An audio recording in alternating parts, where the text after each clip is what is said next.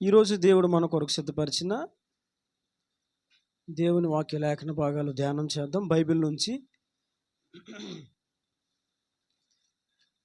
యెహెజ్కేలు గ్రంథము మొదటి అధ్యాయము.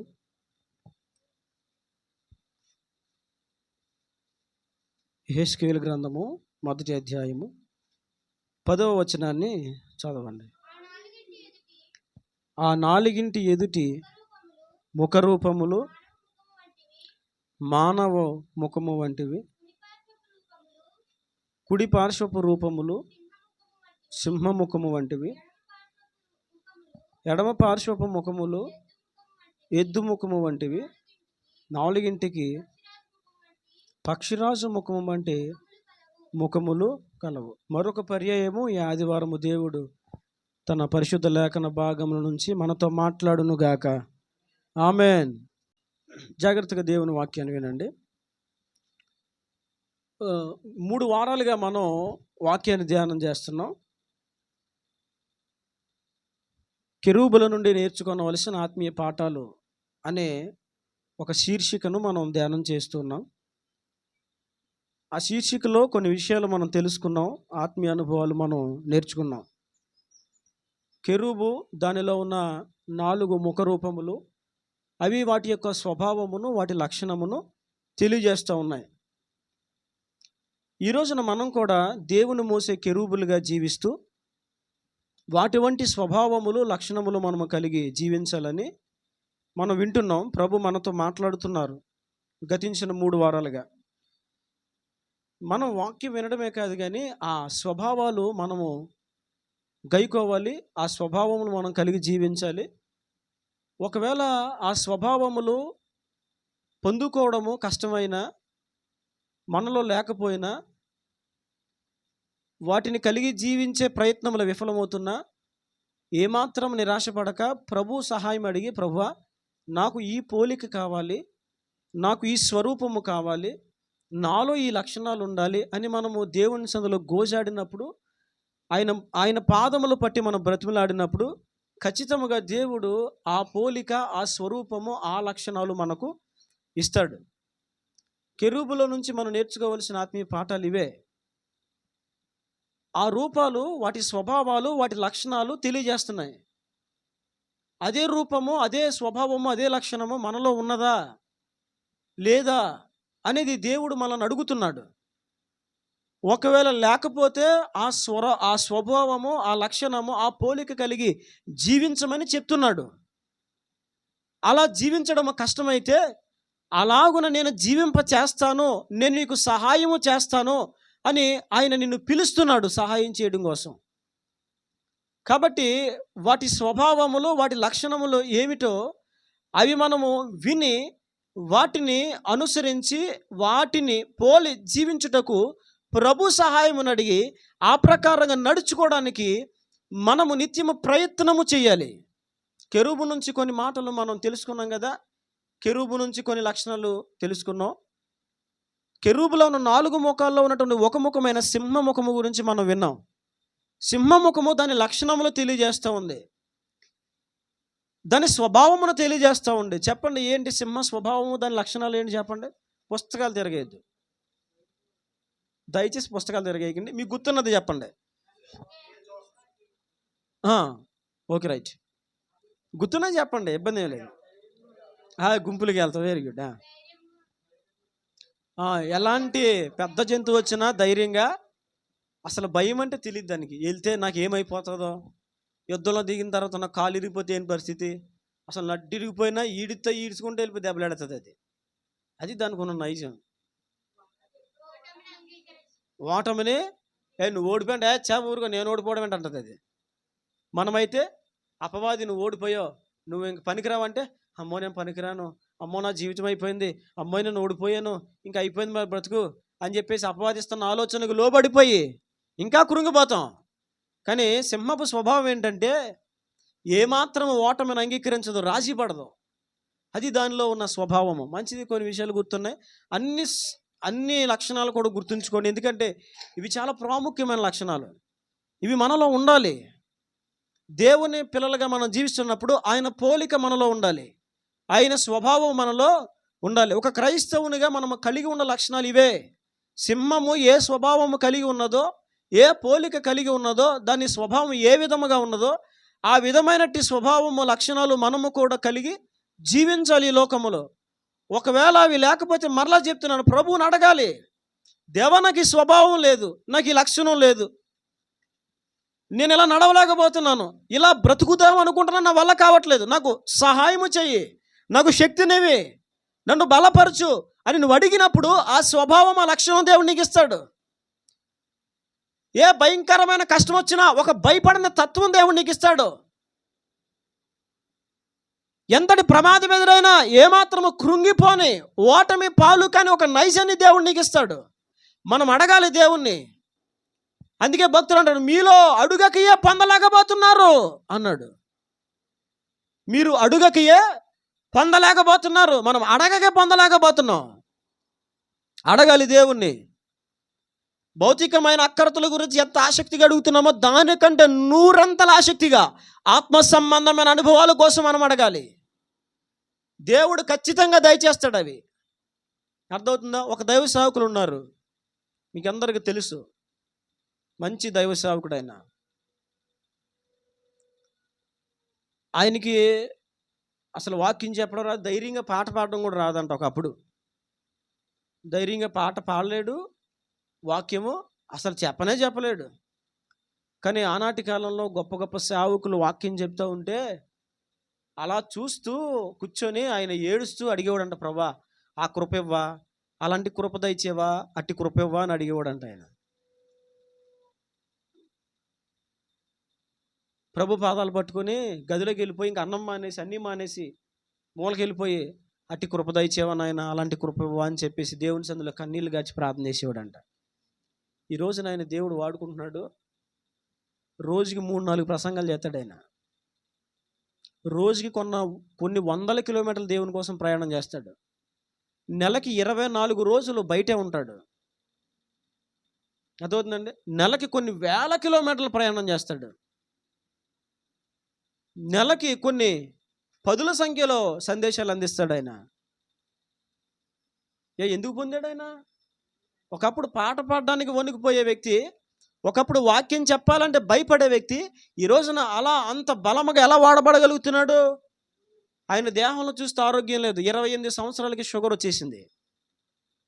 28 సంవత్సరాల వయసుకే, అంటే నవయవనంలోనే షుగర్ వచ్చేసింది ఆయనకి.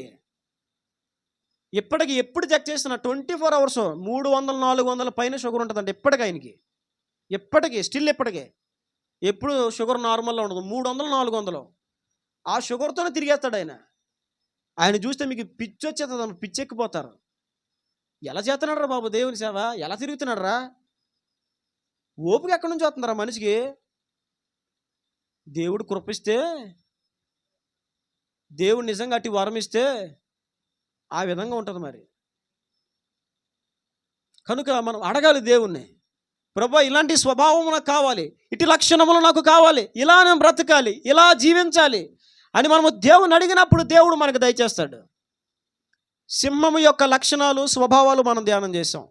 ఈరోజు మరొక ముఖరూపము గురించి మనం ధ్యానం చేద్దాం. చూడండి, సింహ ముఖము, ఆ తర్వాత ఎడమ పార్శ్వపు ముఖములు ఎద్దు ముఖము వంటివి. అక్కడ 4 ముఖాలు ఉన్నాయి. అయితే ఒక ముఖం మనం ధ్యానం చేసాం, సింహ ముఖము. ఈ వారం నేను మీకు జ్ఞాపకం చేస్తున్నాను మరొకటి, ఎడమ పార్శ్వపు ముఖము ఎద్దు ముఖము వంటిది. ఎడమ పార్శ్వము కెరూబుకు ఒక ముఖం కనిపిస్తూ ఉంది, అది ఎద్దు ముఖమును పోలిన రూపముతో ఉన్నది. ఎద్దు తన స్వభావమును, తన లక్షణమును తెలియజేస్తూ ఉంది. ఏంటండి?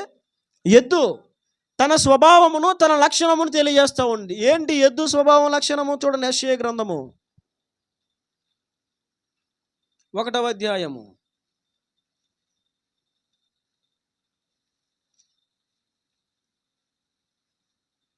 3వ వచనం చదవండి.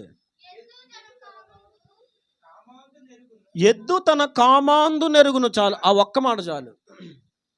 ఎద్దు గురించి రాయబడింది, ఎడమ పార్శ్వపు ముఖములు కెరూబుకు 4 ముఖాలుంటే అందులో ఎడమ పార్శ్వపు ముఖము ఎద్దు ముఖము. ఎద్దు తన స్వరూపమును తన లక్షణమును తెలియజేస్తూ ఉంది. దేవుడు ఎద్దు గురించి మాట్లాడుతాను అన్నాడు. ఎద్దు తన కామాందునెరుగును అన్నాడు ఆయన. ఎద్దుకేం తెలుసు? తన యజమాని గురించి తెలుసు. యజమాని యొక్క ప్రవర్తన, అతని నడక, అతని కదలికలను బట్టి అది మూవ్ అవుతూ ఉంటుంది. మీరు గమనించారో లేదు ఎద్దు గురించి? అర్థమవుతుందా? ఎద్దుని అతను బండ్లు కట్టి తోలికెళ్తున్నప్పుడు ఒక రూట్లో తీసుకెళ్ళాడు అనుకో, ఆ రూట్లో తీసుకెళ్ళగానే నా యజమానుడు అక్కడ తీసుకెళ్ళాలి, నా యజమాని అక్కడ దించాలి, అక్కడ ఒక తాటాకులు కొనే ఒక ప్రాంతం ఉంటుంది, అక్కడ ఈ తాటాకులు దించాలి అని చెప్పి యజమానుడు పడుకున్నా సరే అక్కడికి వెళ్ళిపోయి అక్కడ నుంచుని ఉంటాయి. అవునా? ఎద్దుతో నాగలు దున్నేవారు కదండి, అవునా? దాన్ని ఒకసారి రంగంలో దించితే లైన్ ప్రకారంగా వెళ్ళిపోతుంది, అవునా? మన నడక తిన్నగా ఉండదు, అవునా? మన నడక తినగా ఉంటుందండి. రోడ్డు మీద వెళ్ళినప్పుడు మన నడక తినగా ఉంటుందా? తినగా ఉంటుందండి. పెంటలో పేడలో కొంతమంది డొక్కులు రాళ్ళు తనుకుంటూ వస్తారు. నీకు ఎందుకు ఆ డొక్కు రాయి అది చెప్పా నీకెందుకు? అదొక స్వభావం. అదవుతుందా? నడక కుదురు ఉండదు, ఈ పక్కకి ఆ పక్కకి, ఆ పక్కకి ఈ పక్కకి. కానీ అది చూడండి, అది దున్నినప్పుడు ఒక లైన్ ప్రకారంగా వెళ్తుంది. దేవుడు ఎద్దు గురించి మాట్లాడుతానన్నాడు.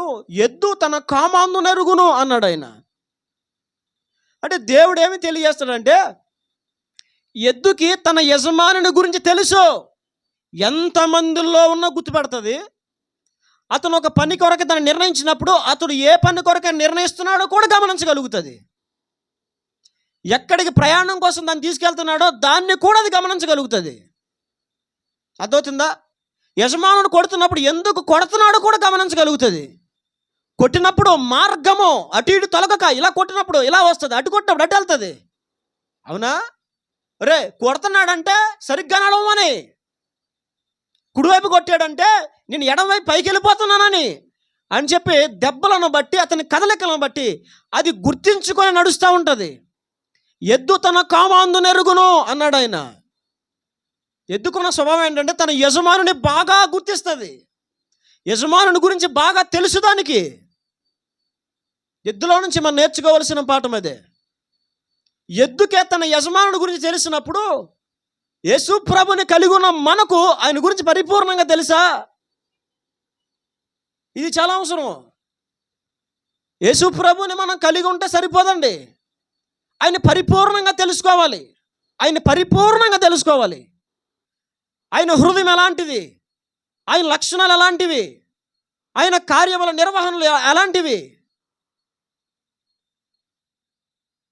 ఆయన ఉగ్రత ఎలాంటిది, ఆయన పద్ధతులు ఎలాంటివి, ఆయన పనులు ఎలాంటివి, ఆయన ఉద్దేశాలు ఎలాంటివి, ఆయన చిత్తము ఎలాంటిది అనే విషయాలు మనము స్పష్టంగా గుర్తించగలగాలి.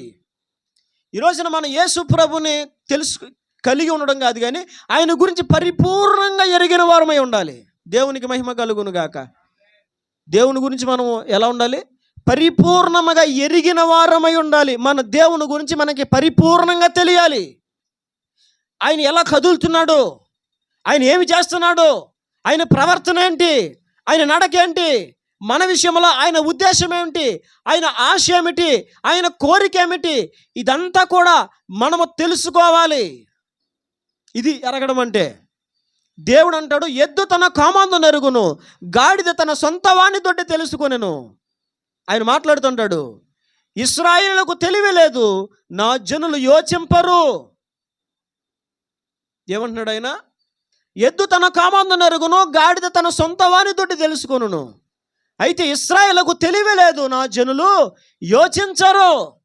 ఎద్దు తన కామాందుని గుర్తించగలుగుతుంది, తన హృదయాన్ని తెలుసుకోగలుగుతుంది, కానీ నా ప్రజలు నా హృదయాన్ని తెలుసుకోలేకపోతున్నారు.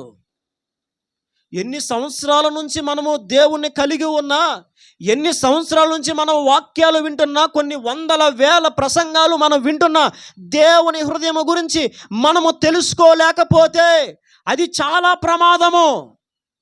ఏంటండి అది? దేవుని హృదయం గురించి సరిగ్గా తెలుసుకోకపోతే చాలా ప్రమాదం అది. దేవుని హృదయమును గురించి మనం పరిపూర్ణంగా తెలుసుకోవాలి. ఏం చేయాలి? తెలుసుకోవాలండి. ఇప్పుడు పెళ్లి చూపుల్లో అమ్మాయి అబ్బాయి కూర్చుంటారు. అమ్మాయిని అంటారు, అమ్మా నచ్చాడు కుర్రోడు అంటే ఆ పిల్లకి నచ్చితే కొంచెం ఇలా ముసిముసుల్లో ఉన్నవి గమ్మున ఆడవాళ్ళు నోరెప్పరుగా ఏం చేయరండి, వాళ్ళు నోరిప్పి ఒక టైం ఉంటుందిలే, అప్పుడు ఇప్పుతారు. వాళ్ళు అస్తమాలు ఇప్పరు, అదొక టైము, దానికి ఒక టైం ఉంటుంది.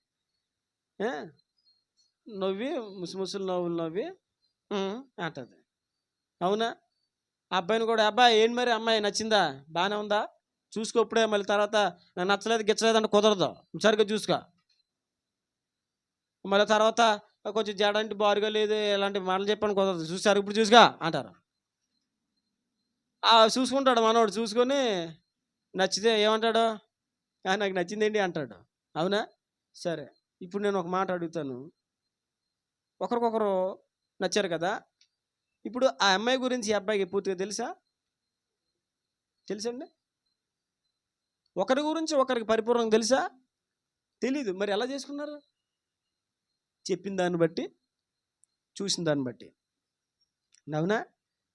మావాడు సాఫ్ట్వేర్ ఇంజనీర్, మావాడు ఉద్యోగం, ఇదిగో 50,000 జీతం వచ్చేస్తుంది మరి అనేసరికి అమ్మాయి అవునా అనుకుని ఇంకేముంది, లాక్కొచ్చేస్తాడు, నన్ను లాక్కొచ్చేస్తాడు, పిల్లలు లాక్కొచ్చేస్తాడు, భలే ఉంటుంది. అదవుతుందండి. అమ్మాయి కోసం చెప్తారు, మా పాప బంగారం. ఏంటది? మా పాప బంగారం. పాప అనేసరికి బంగారం అంటారు. మగోళ్ళకి ఏ పేరు ఉండదు, మరి ఏంటి అది విచిత్రం అంటే. కానీ మా పాప బంగారం అండి, అసలు చూసుకోక్కర్లేదు ఇంకా అనేసరికి ఇంకా నాలుగు మాటలు చెప్పేసరికి చేసేసుకుంటారు. అసలు విషయం ఎప్పుడు తెలుస్తుంది? పెళ్ళేకప్పుడు అంటాడు, ఏమే నీ గురించి నాకు ముందే తెలుసుంటే నిన్ను చేసుకునేవాడిని కాకపోతేనే అంటాడు. అప్పుడు అర్థమవుతుందా? ఒక మాట చెప్తాను, మనము దేవునిని తెలుసుకుంటే సరిపోదు, ఆయన హృదయాన్ని బాగుగా ఎరిగిన వారమై ఉండాలి. అది దేవుని యొక్క ఆశయం ఉన్నది. ఇశ్రాయేలీయుల గురించి దేవుడు అదే మాట్లాడుతున్నాడు. ఎద్దుకు తెలుస్తుంది కదా తన కామన్ దేవుడు, గాడిదకి తెలుస్తుంది కదా తన సొంత వాణ్ణి దొడ్డేదో. కానీ నా ప్రజలు ఇశ్రాయేలీయులు నన్ను తెలుసుకోలేకపోతున్నారు, నన్ను గుర్తించలేకపోతున్నారు, నన్ను ఎరిగే తెలివితేటలు వారికి లేవు అని దేవుడు వారి గురించి చాలా బాధపడుతున్నాడు. ఈరోజు నేను ఇక్కడ కూర్చొని మీకు ఒక మాట చెప్తున్నాను, మీరు దేవుని నమ్ముకున్నారు మంచిదే, అయితే ఆయన హృదయం గురించి బాగా తెలుసుకోండి. చాలా అవసరం. దేవుని హృదయం మనం సంపూర్ణంగా తెలుసుకోకపోతే మనలో ఉన్న ఆ యొక్క భక్తిహీనతను అపవాది గుర్తిస్తాడు, మనలో ఉన్న ఆ అజ్ఞానాన్ని అపవాది చూస్తాడు. మనలో ఉన్న అజ్ఞానాన్ని బట్టి, మనలో ఉన్న భక్తిహీనతను బట్టి మనల్ని ఎలా ఆడుకోవాలో అలా ఆడుకుంటాడు. దేవుని హృదయాన్ని పరిపూర్ణంగా ఎరిగిన వ్యక్తి అయితే అపవాది యొక్క కుయుక్తులకు, వాడు కృంగదీసే ఆ కృంగుబాట్లకు నువ్వు లోనవ్వకుండా కదము తొక్కి ముందుకు నడవగలుగుతావు. దేవునికి మహిమ కలుగును గాక. దేవుని హృదయం తెలుసుకోవడం ఎంత శ్రేష్టమైందో తెలుసా? ఆయన హృదయం నువ్వు తెలుసుకోగలిగితే ఎప్పుడు ఎన్నడూ అపవాదికి చోటివ్వవు, అపవాది యుక్తులకు భయపడవు, అపవాది శోధనలకు నువ్వు లొంగిపోవు. నువ్వు ఒకటి నమ్ముతావు, ఏం జరిగినా నా యజమానుడు మంచిగా చేస్తాడు నాకు. దేవునికి మహిమ కలుగును గాక. నీ యజమానుల గురించి నువ్వు బాగా తెలిసినప్పుడు ఏం జరిగినా ఆయన ఉన్నాడు, ఆయన చూస్తున్నాడు, ఏది చేసినా మంచిగా చేస్తాడు. బైబిల్లో కొంతమంది ఉన్నారు తమ యజమానుని హృదయములను ఎరిగిన వారు. ఎవరండి? యజమానుని యొక్క హృదయములు ఎరిగిన వారు. బైబిల్ని జ్ఞాపకం చేస్తాను రండి. హెబ్రీయులు రాసిన పత్రిక 11వ అధ్యాయము.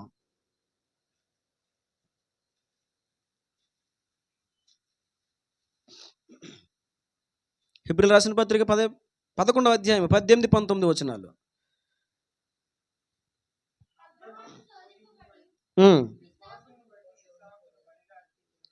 ఇస్సాకును బలిగా అర్పించెను. ఎవడు ఆ వాగ్దానములు సంతోషముతో అంగీకరించునో ఇస్సాకు వలననైనది నీ సంతానం అనబడును అని ఎవనితో చెప్పబడను. ఆ అబ్రహాము మృతులను సహితము, జాతకం వినండి, లేపుటకు దేవుడు శక్తిమంతుడని ఎంచిన వాడై తన ఏకైక కుమారుని అర్పించి ఉపమాన రూపముగా అతనిని మృతులలో నుండి మరలా పొందిన దేవునికి మహిమ కలుగును గాక. అబ్రహాముకి దేవుని హృదయము తెలుసు. ఏమని తెలుసా?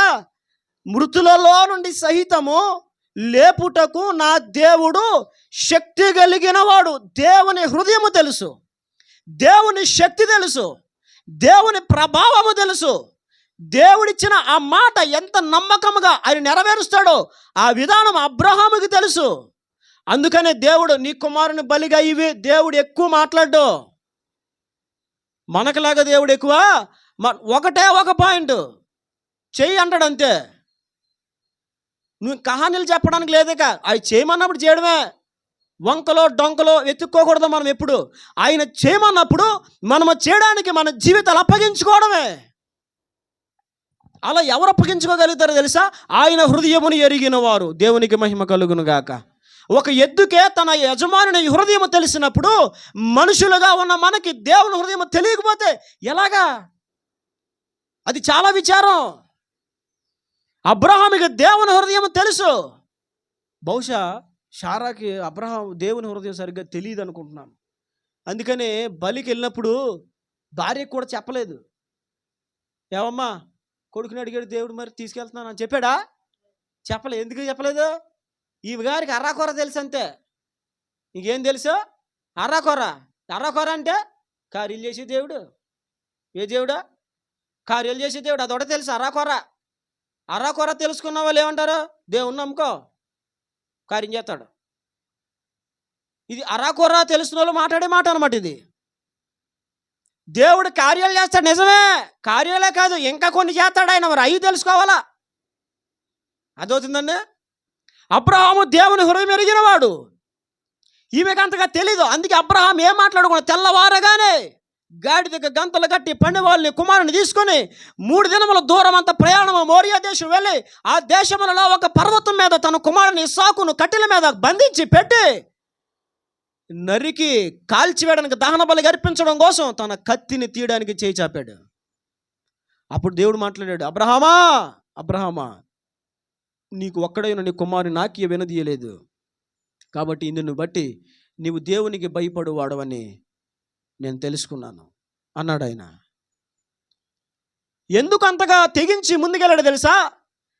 తన జీవితానికి తన హృదయానికి అది బాధ కలిగించేదైనా కష్టమే కలిగించేదైనా తన హృదయాన్ని కలిచివేసే సందర్భమైనా సరే అబ్రహాము ఎందుకు తన కుమారుని బలిగా ఇవ్వడానికి ముందుకెళ్ళాడంటే అతడు దేవుని హృదయం ఎరిగిన వాడు.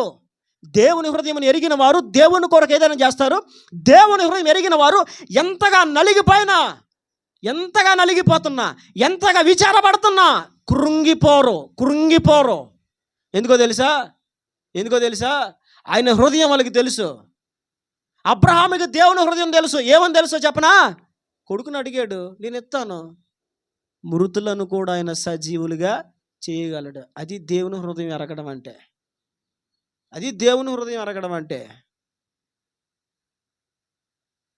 బలహీనతలో ఉన్న పిల్లలే ఆరోగ్యం పొందుకుంటారంటే మనం నమ్మలేము. చచ్చినోడు బతిరాన్ని నమ్ముతాం మనము? అబ్రహాము దేవుని హృదయాన్ని ఎంత ఎరిగిన వాడంటే వాస్తవానికి అప్పుడు అబ్రహాం వేయాల్సిన ప్రశ్న చెప్పనా? ప్రభువా, నువ్వు నాకు వాగ్దానం చేసావు.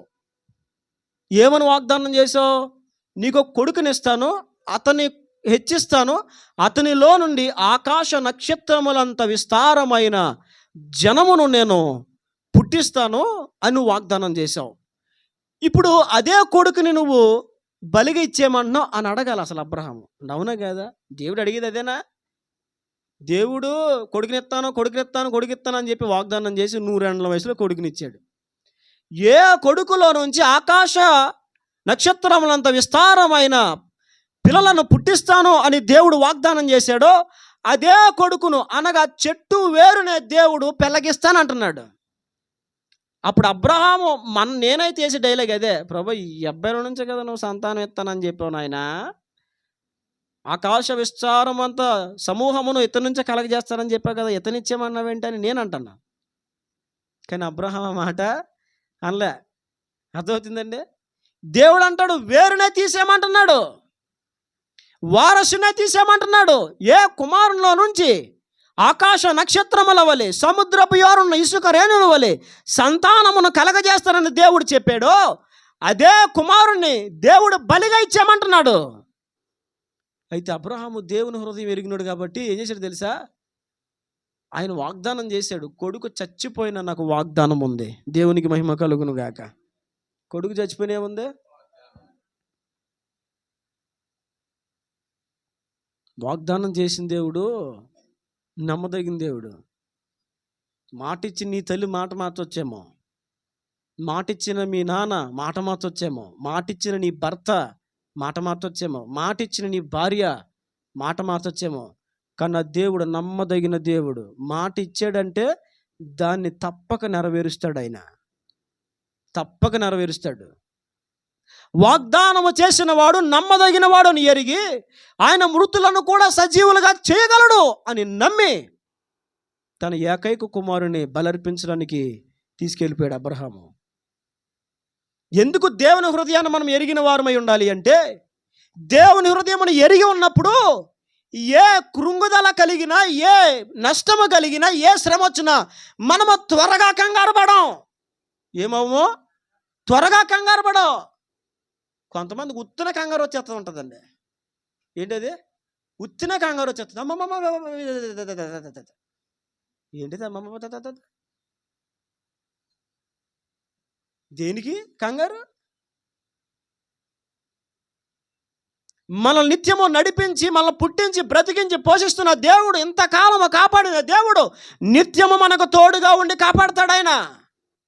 ఆయన అంటాడు, చూడు నరచేతుల్లో నేను నిన్ను చెక్కుకున్నాను, ముదిమి వచ్చే వరకు నా చంకనెత్తుకుంటాను, తలనెరియు వరకు. ఇప్పుడు దాకా ముసలింటిలో వచ్చేసిన దేవుడు ఏం చేస్తాడంట? ఎత్తుకుని నాకు వచ్చే అతను తల్లింటిలో. దేవుని స్తోత్రం. మంచిదే. నాకంటే సీనియర్లు ఉన్నారులేండి. ఇక్కడ జూనియర్గా స్టార్ట్ అయ్యాను, రావాలని కోరుకుంటున్నా. మంచిదే. మొన్న కటింగ్కి వెళ్తే ఆయన తెల్లంటికి తీసి కట్ చేసిపోతున్నాడు. బాబా తీకిన ఆయన అలా ఉంచిన ఆయన అన్నాను నేను. తీకిండి బాబు, దాన్ని అలా ఉంచండి బాబా, మీరు కదపకండి బాబా, ఉంచండి. ఇప్పుడు వస్తా ఇప్పుడు ఏమైంది? దానికి ఏమైంది? అవునా వస్తా ఎప్పుడేమో బాబాయ్ తెల్లంటికి వచ్చేస్తున్నాడు ఆయన. ఓరు బాబోయ్, పెళ్ళి అయిపోయిందిగా, ఇంకెందుకు? అవునా కదా, ఇంకెందుకు? ఇంక దేనికి సోకి, ఇంకా అవసరం లేదు. చూడండి ఏం చెప్తున్నాను నేను. ప్రతిదానికి ఏమైపోతారండి? కంగారు పడిపోతారు. దేవుని హృదయం ఎరిగిన వారు మాత్రం ఎక్కడ ఏమాత్రమో కంగారు పడరు అసలు తన జీవితంలో. అందుకే నేను చెప్పేది, దేవుని హృదయమును మనం ఎరిగి జీవించాలి. ఇశ్రాయేలీలకి దేవుని హృదయం తెలియాలని దేవుడు ఐగుప్తులు ఎన్నో కార్యాలు చేశాడు. అవునా? నీళ్లను రక్తముగా చేశాడు ఆయన, ఉరుములు కురిపించాడు, చిక్కని చీకటి పంపించాడు, ఐగుప్తు తొలుచూల పశువులను దేవుడు సంహరించాడు, ఐగుప్తు తొలుచూల పిల్లలను దేవుడు సంహరించాడు, కప్పల దండ్లు, మిన్నల దండ్లు, ఈగలు, ఎన్ని చేశాడని దేవుడు. ఒకటి కాదు, రెండు కాదు, ఎన్నో అద్భుత కార్యాలు దేవుడు చేసిన వారు దేవుని హృదయమును సంపూర్ణంగా తెలుసుకోలేకపోయారు. వాళ్ళ దృష్టిలో దేవుడు అంటే ఎవరంటే అడిగిందల్లా ఇచ్చేసేవాడు. వాళ్ళ దృష్టిలో దేవుడు అంటే ఎవరు? అడిగిందల్లా ఇచ్చి. అందుకే వాళ్ళని చూడండి, ఎప్పుడు మీరు వాళ్ళని చూడండి, మాకు ఇక్కడ ఉల్లిగడ్డలు లేవో, మాకు తెల్లగడ్డలు లేవో, మాకు చేపలు లేవో, మాకు కీరకాయలు లేవు, మాకు దోసకాయలు లేవు, ఎప్పుడు అదే గోలెట్టి వాళ్ళు. అవునా? ఇక్కడ నీళ్ళు లేవు, ఇక్కడ అది లేదు, ఇక్కడ ఇది లేదు, మాకు మాంసం లేదు, మొక్క లేదు, కక్క లేదు, డెక్క లేదు, రెక్క లేదు, డొక్క లేదు. ఒక్క మాట కాదు వాళ్ళు. అవునండి, మనం చూసాం కదా, ఇశ్రాయేలీలు ప్రయాణంలో వెళ్తున్నప్పుడు ఏదైనా ఆకలి అయితే చాలు, ఆహారం లేకపోతే చాలు, వారి దృష్టికి దేవుడు ఎవరంటే అవసరాలు తీర్చేవాడు దేవుడు. నేను ఒక మాట చెప్తాను, అవసరాలు తీర్చేవాడు కాదు దేవుడు, అసలు అడిగిందల్లా ఇచ్చేవాడు కాదు దేవుడు. దేవుడు అంటే ఎవరో తెలుసా?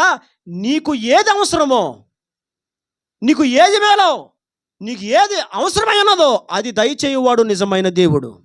దేవునికి మహిమ కలుగును గాక. ఆయన హృదయము తెలుసుకున్నవాడు కంగారు పడ్డు. చాలామంది దేవుడు అంటే అడిగిందల్లా ఇచ్చేసేవాడు, కష్టాలన్నీ తీసేసేవాడు. నువ్వు మాట చెప్తాను, అడిగిందల్లా దేవుడు ఇవ్వడని చెప్పట్లా. అడిగిందల్లా ఒక మాట, దేవుడు అడిగిందల్లా ఇవ్వలే. నువ్వు అడిగిన దాంట్లో ఏదాని చిత్తమైందో అది ఇస్తాడు. అర్థమైంది కదన్న మాట. నువ్వు అడిగిన వాటన్నిటిలో ఆయన చిత్తం ఏదో, ఆయన ఇష్టం ఏదో, నీకు ప్రమాదం కలిగించిందేదో అది ఇస్తాడు. అర్థమవుతుందండి? మనం అడిగిందల్లా ఇచ్చేసాడు అనుకో, చెడిపోతాం. మనం ఏమైపోతాం? చెడిపోతాం. ఎందుకని? మనం మామూలుగా అడుగుతామా? చెప్పండి, మనం మామూలుగా అడుగుతామా? మనం మామూలు కాదు కదా.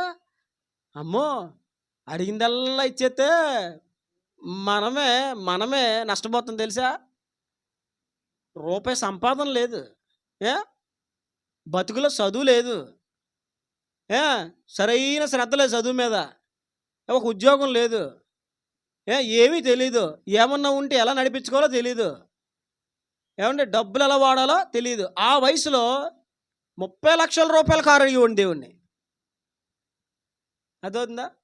మళ్ళీ దానికి మళ్ళీ వాక్యం కోట్ చేసి, విశ్వాసం ఉన్నది నిరీక్షించబడు వాటి యొక్క నిజస్వరూపము లేనిది ఉన్నదనుటకు రుజువైనది. ప్రభా, నేను కారు చూస్తున్నానయ్యా, దాన్ని డోర్ తీస్తున్నాను ప్రభా, సీట్లో కూర్చున్నాను ఆయన, వేసుకు వెళ్తున్నాను ప్రభా, చూసేస్తున్నాను. ఏంటదే?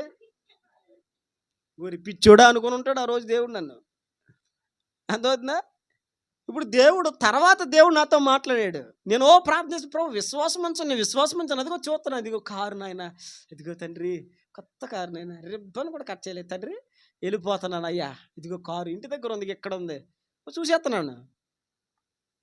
అసలు నేను అడిగిన దానికి, దేవుని ఆశకేనే, దేవుని యొక్క హృదయానికి ఏమైనా పొంతన ఉందా? లేదు. అదవుతుందండి? నేను అడిగిన దానికి నా స్థితికి ఏమైనా సంబంధం ఉందా? లేదు. ఇప్పుడు 30 లక్షల రూపాయల కారు, అది డీజిల్ పోతే పీత తాగినట్టు తాగేస్తుంది. అది పీతే, అదేమో మైలేజ్ రాదు. నాకు తెలిసి 9, 8, 10 వస్తుంది. అది లీటర్ కొట్టిస్తే, మన బండ్లు లీటర్ కొట్టిస్తే చక్కగా ప్రశాంతంగా 60, 70 తిరిగేస్తాయి. అవునా? 1 లీటర్ కొట్టిస్తే అది 10 కూడా తిరగదు. లీటర్ కొట్టించామంటే ఒక రౌండ్ ఈ ఊరు నుంచి ఆ మూలకి ఈ మూలకి ఒకసారి వేసామంటే అయిపోతుంది. అది పొద్దున్నుంచి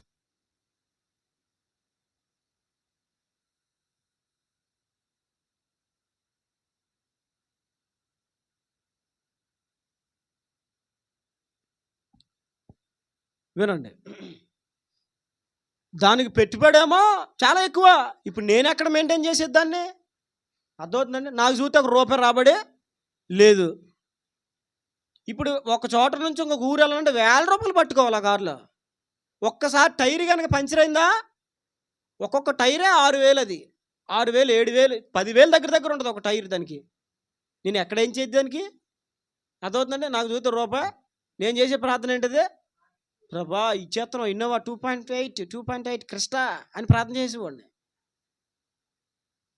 ఇశ్రాయేలీలు అలాగే దేవుని హృదయమును సరిగ్గా గుర్తించక, తెలుసుకోక అడిగిందల్లా కావాలనుకునేవారు.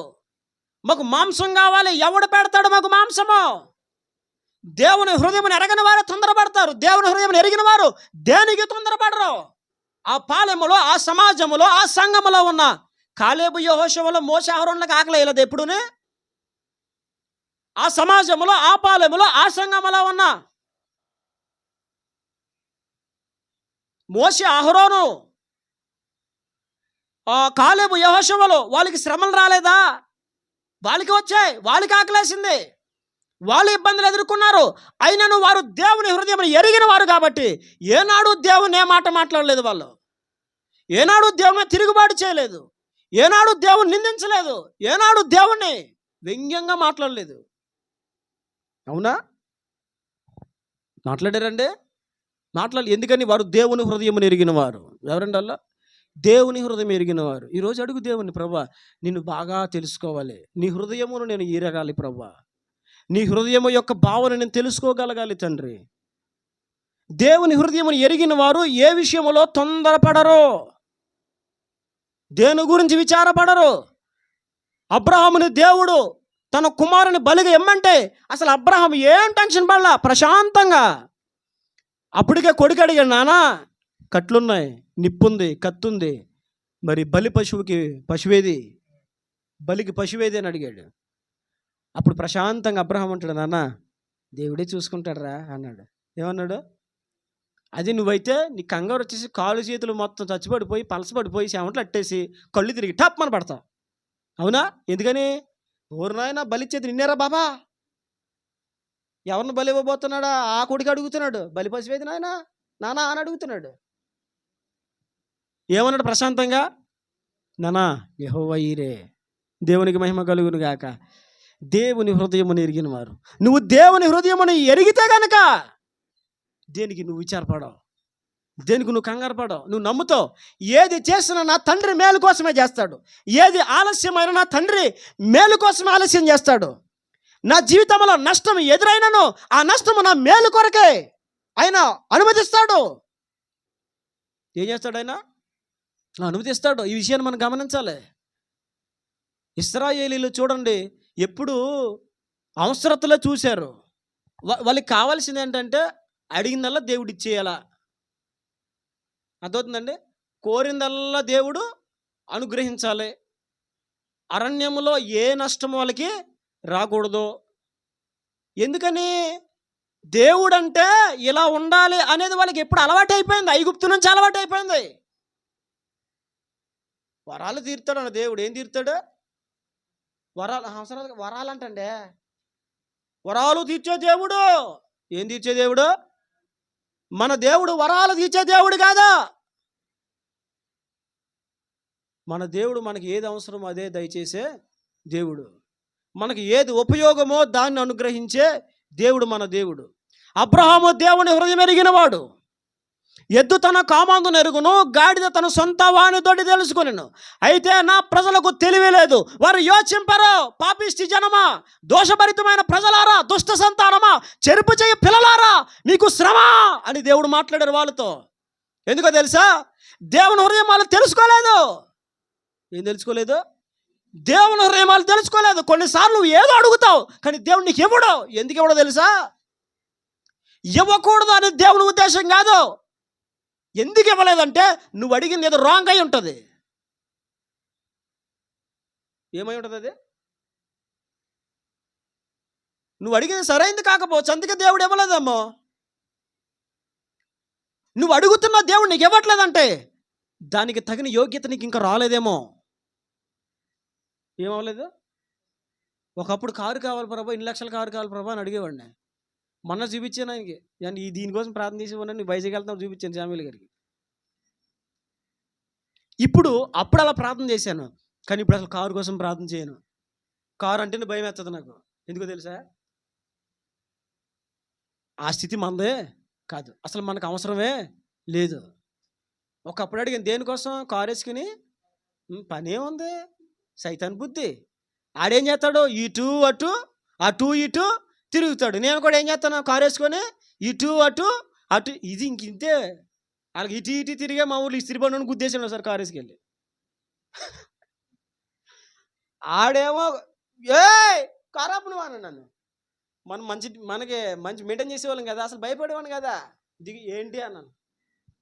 ఇస్త్రీ బండి చక్రం పోయింది అన్నాడు. చక్రం పోయిందా? నువ్వు వెనక్కొచ్చాను, అది వస్తుందని వెనక్కొచ్చాను, నీ బండి నేను కానుకోలేదు అంటే ఇప్పుడు ఎవడు చేస్తాడా? 300 అవుతుంది అది చేయించుకోవాలంటే అన్నాడు. ఎక్కువ మాట్లాడు, నీకు డబ్బులు కావాలంతేనా? మరి మన దగ్గర ఏదో ఉన్నట్టు.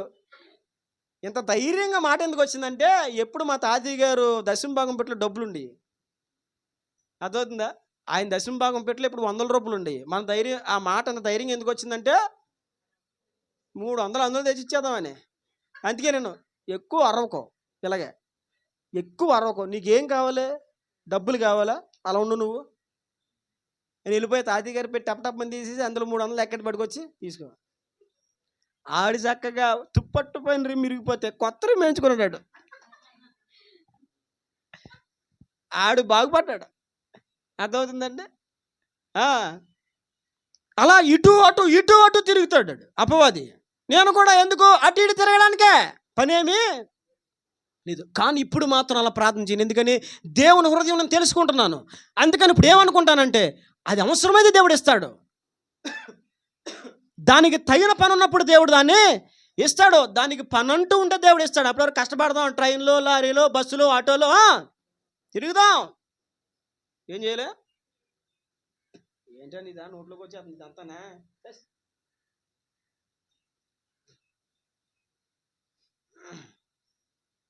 అప్పుడు దాకా ఏం చేయాలా?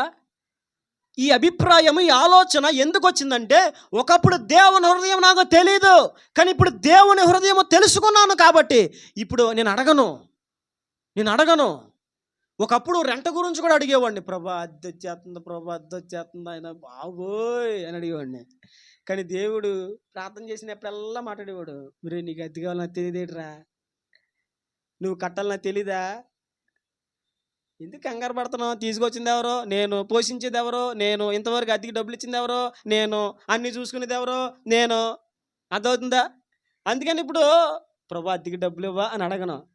నేను ఒకటే అంటాను, జస్ట్ చిన్నది, ప్రభా అద్దె టైం అయిపోతుంది, మరి ఒకసారి చూడండి ఆయన అంటాను, చిన్నగా జస్ట్ గుర్చేసినట్టు. ఇంకా అడగాలన్న ఆలోచన రాదు నాకు. ప్రభు ఇవి ప్రభా అన్న మాట రావట్లేదు, ఇంకా అది పోయింది. ఒకప్పుడు వచ్చింది, ఇప్పుడు రావట్లేదు. ఇప్పుడు ఏంటంటే, ప్రభా మరి అద్దె కట్టాలి, ఒకసారి చూడు ప్రభా, రోజులు అయిపోతున్నాయి.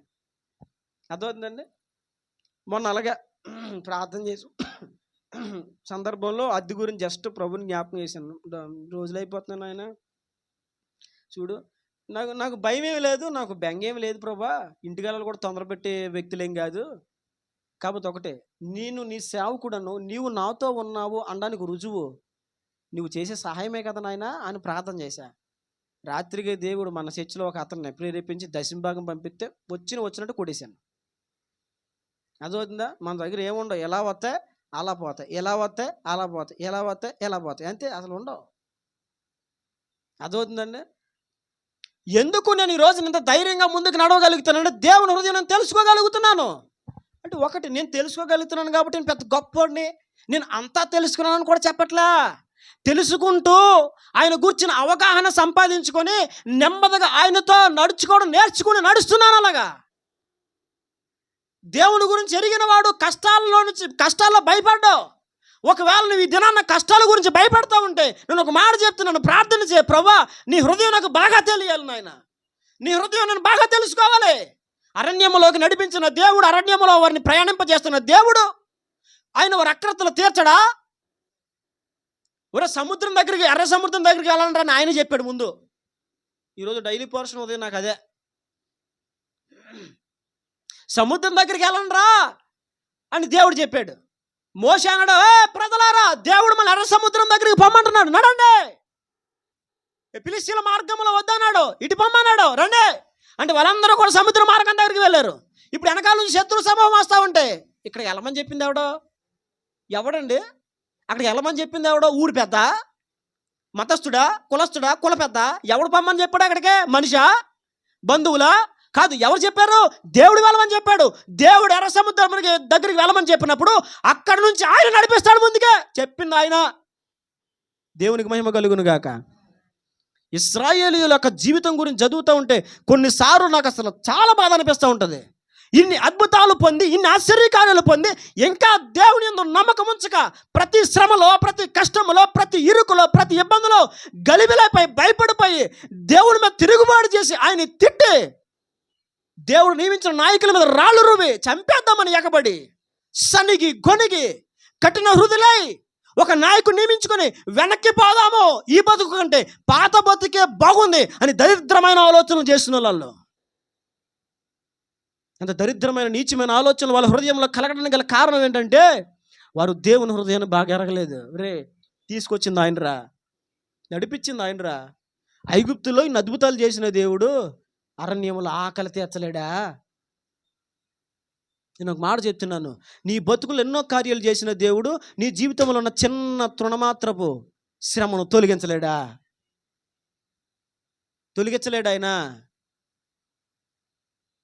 ఆయన హృదయం గురించి బాగుగా తెలుసుకో. చాలామంది, ప్రభా నేను నలిగిపోతాను చూస్తున్నావు నాయన, నేను బాధపడతాను చూస్తున్నావు ప్రభా, నేను నలిగిపోవడం నీకు ఇష్టమా నాయన, నేను బాధపడడం నీకు ఇష్టమా ప్రభా? నేను మాట చెప్తాను, నువ్వు నలగడం, నువ్వు బాధపడడానికి ఇష్టం కాదు, మరి ఎందుకు కార్యం చేయట్లేదు? మన దేవుడు కార్యాలు చేస్తాడు, మన దేవుడు ఆకలి తీరుస్తాడు. ఇశ్రాయేలు విషయంలో కూడా అదే, ఆయన ఆకలి తీరుస్తాడు, వాళ్ళకి అన్నీ ఇస్తాడు, వాళ్ళ జీవితాల కార్యాలు చేస్తాడు. కానీ ఆయన తాపత్రయం ఏంటంటే, ఆయన ఆలోచన ఏంటంటే ఆయన భావం ఏంటంటే, ఆయన ఆశ ఏంటంటే, వారి విషయం ఆయన ఉద్దేశం ఏంటంటే, వారి విషయం ఆయన తలంపు ఏంటంటే, ఒరే కార్యాలు చేస్తాను కానీ ముందు బుద్ధి మార్చుకోండిరా బాబా. ఏం మార్చుకోవాలా? ముందు బుద్ధి మార్చరా, నీ జీవితంలో కార్యం చేస్తాను నేను. ఏంటది? దేవుడు అందుకే ముందేమన్నా బయటకు వచ్చినప్పుడు, వారితో మీరు సహవాసం చేయకండి, వారి వల్లే మీరు ఉండకండి, మీరు విడిచి వచ్చిన ఐగుప్తు దేశ ఆచారము చొప్పున కానీ, మీరు స్వతంత్రించుకొని పోయి కనాను దేశ ఆచారము చొప్పున కానీ మీరు చేయకూడదు. మీరు నా నిబంధనలు, నా కట్టడలు మీరు అనుసరించాలి. మిమ్మల్ని వారిలో నుంచి వేరు చేస్తున్నాను. ఏం చేస్తున్నాను? వారిలో నుంచి మిమ్మల్ని వేరు చేస్తున్నాను, ప్రత్యేకపరుస్తున్నాను. ప్రత్యేకపరచడం దేవుడు ఏం చెప్తున్నాడు? ఒరే వాళ్ళంగా బతకరా, నువ్వా ఇప్పుడు దాకా బతికి ఇప్పుడు బతకూడదు. ఇంకా వీడు బతకడం మాండో, దేవుని ప్రార్థన చేయడం మాండో, వాళ్ళగా నడుచుకోవడం మాండో, భక్తి చేయడం మాండో, వాళ్ళ జీవించడం మాండో, దేవునితో నడవడం మాండో. ఏదోటి చేయి, ఏదో ఒకటే. అయితే పరిపూర్ణంగా దేవునిలో లేదా పూర్తిగా లోకములో, ఏదో ఒకటే. ఇలా అలా కాదు. కార్యం చేయగానే శక్తి కలిగిన దేవుడు, ఆశ్చర్యకార్యాలు చేసే దేవుడు, అద్భుతాలు, స్వస్థతలో. మాకు ఆవిడ వచ్చింది, మేము వైజాగ్లో ఉన్నప్పుడు, ఆ పెబు చాలా అద్భుతం చేశాడు, ఆ పెబు చాలా అద్భుతం చేశాడు అని. అద్భుతం అద్భుతం అద్భుతం, నీ అద్భుతమో అద్భుతం అద్భుతం అని నాకు చెప్పి నా దగ్గర 3 ఏళ్ళు అట్టిపోయింది. మళ్ళీ ఈ రోజుకి అద్భుతం నాకు అద్భుతం అయిపోయింది. నేను పదిలంగా 5,500 రూపాయలు అద్దె కట్టాలి వైజాగ్లో. నేనేం చేసేవాడంటే తిండి తగ్గించుకొని, ఖర్చులు తగ్గించుకొని, ముందు రెంట కోసం పక్కన పెట్టేవాడిని డబ్బులు. మీరు చెప్తే నమ్మరు, నిజం. ఈ రోజు కూడా నా అవసరతలు నేను చూసుకోను. నిజంగా చెప్తున్నా, నేను ఏదో గొప్పగా చెప్పట్లేదు సుమా.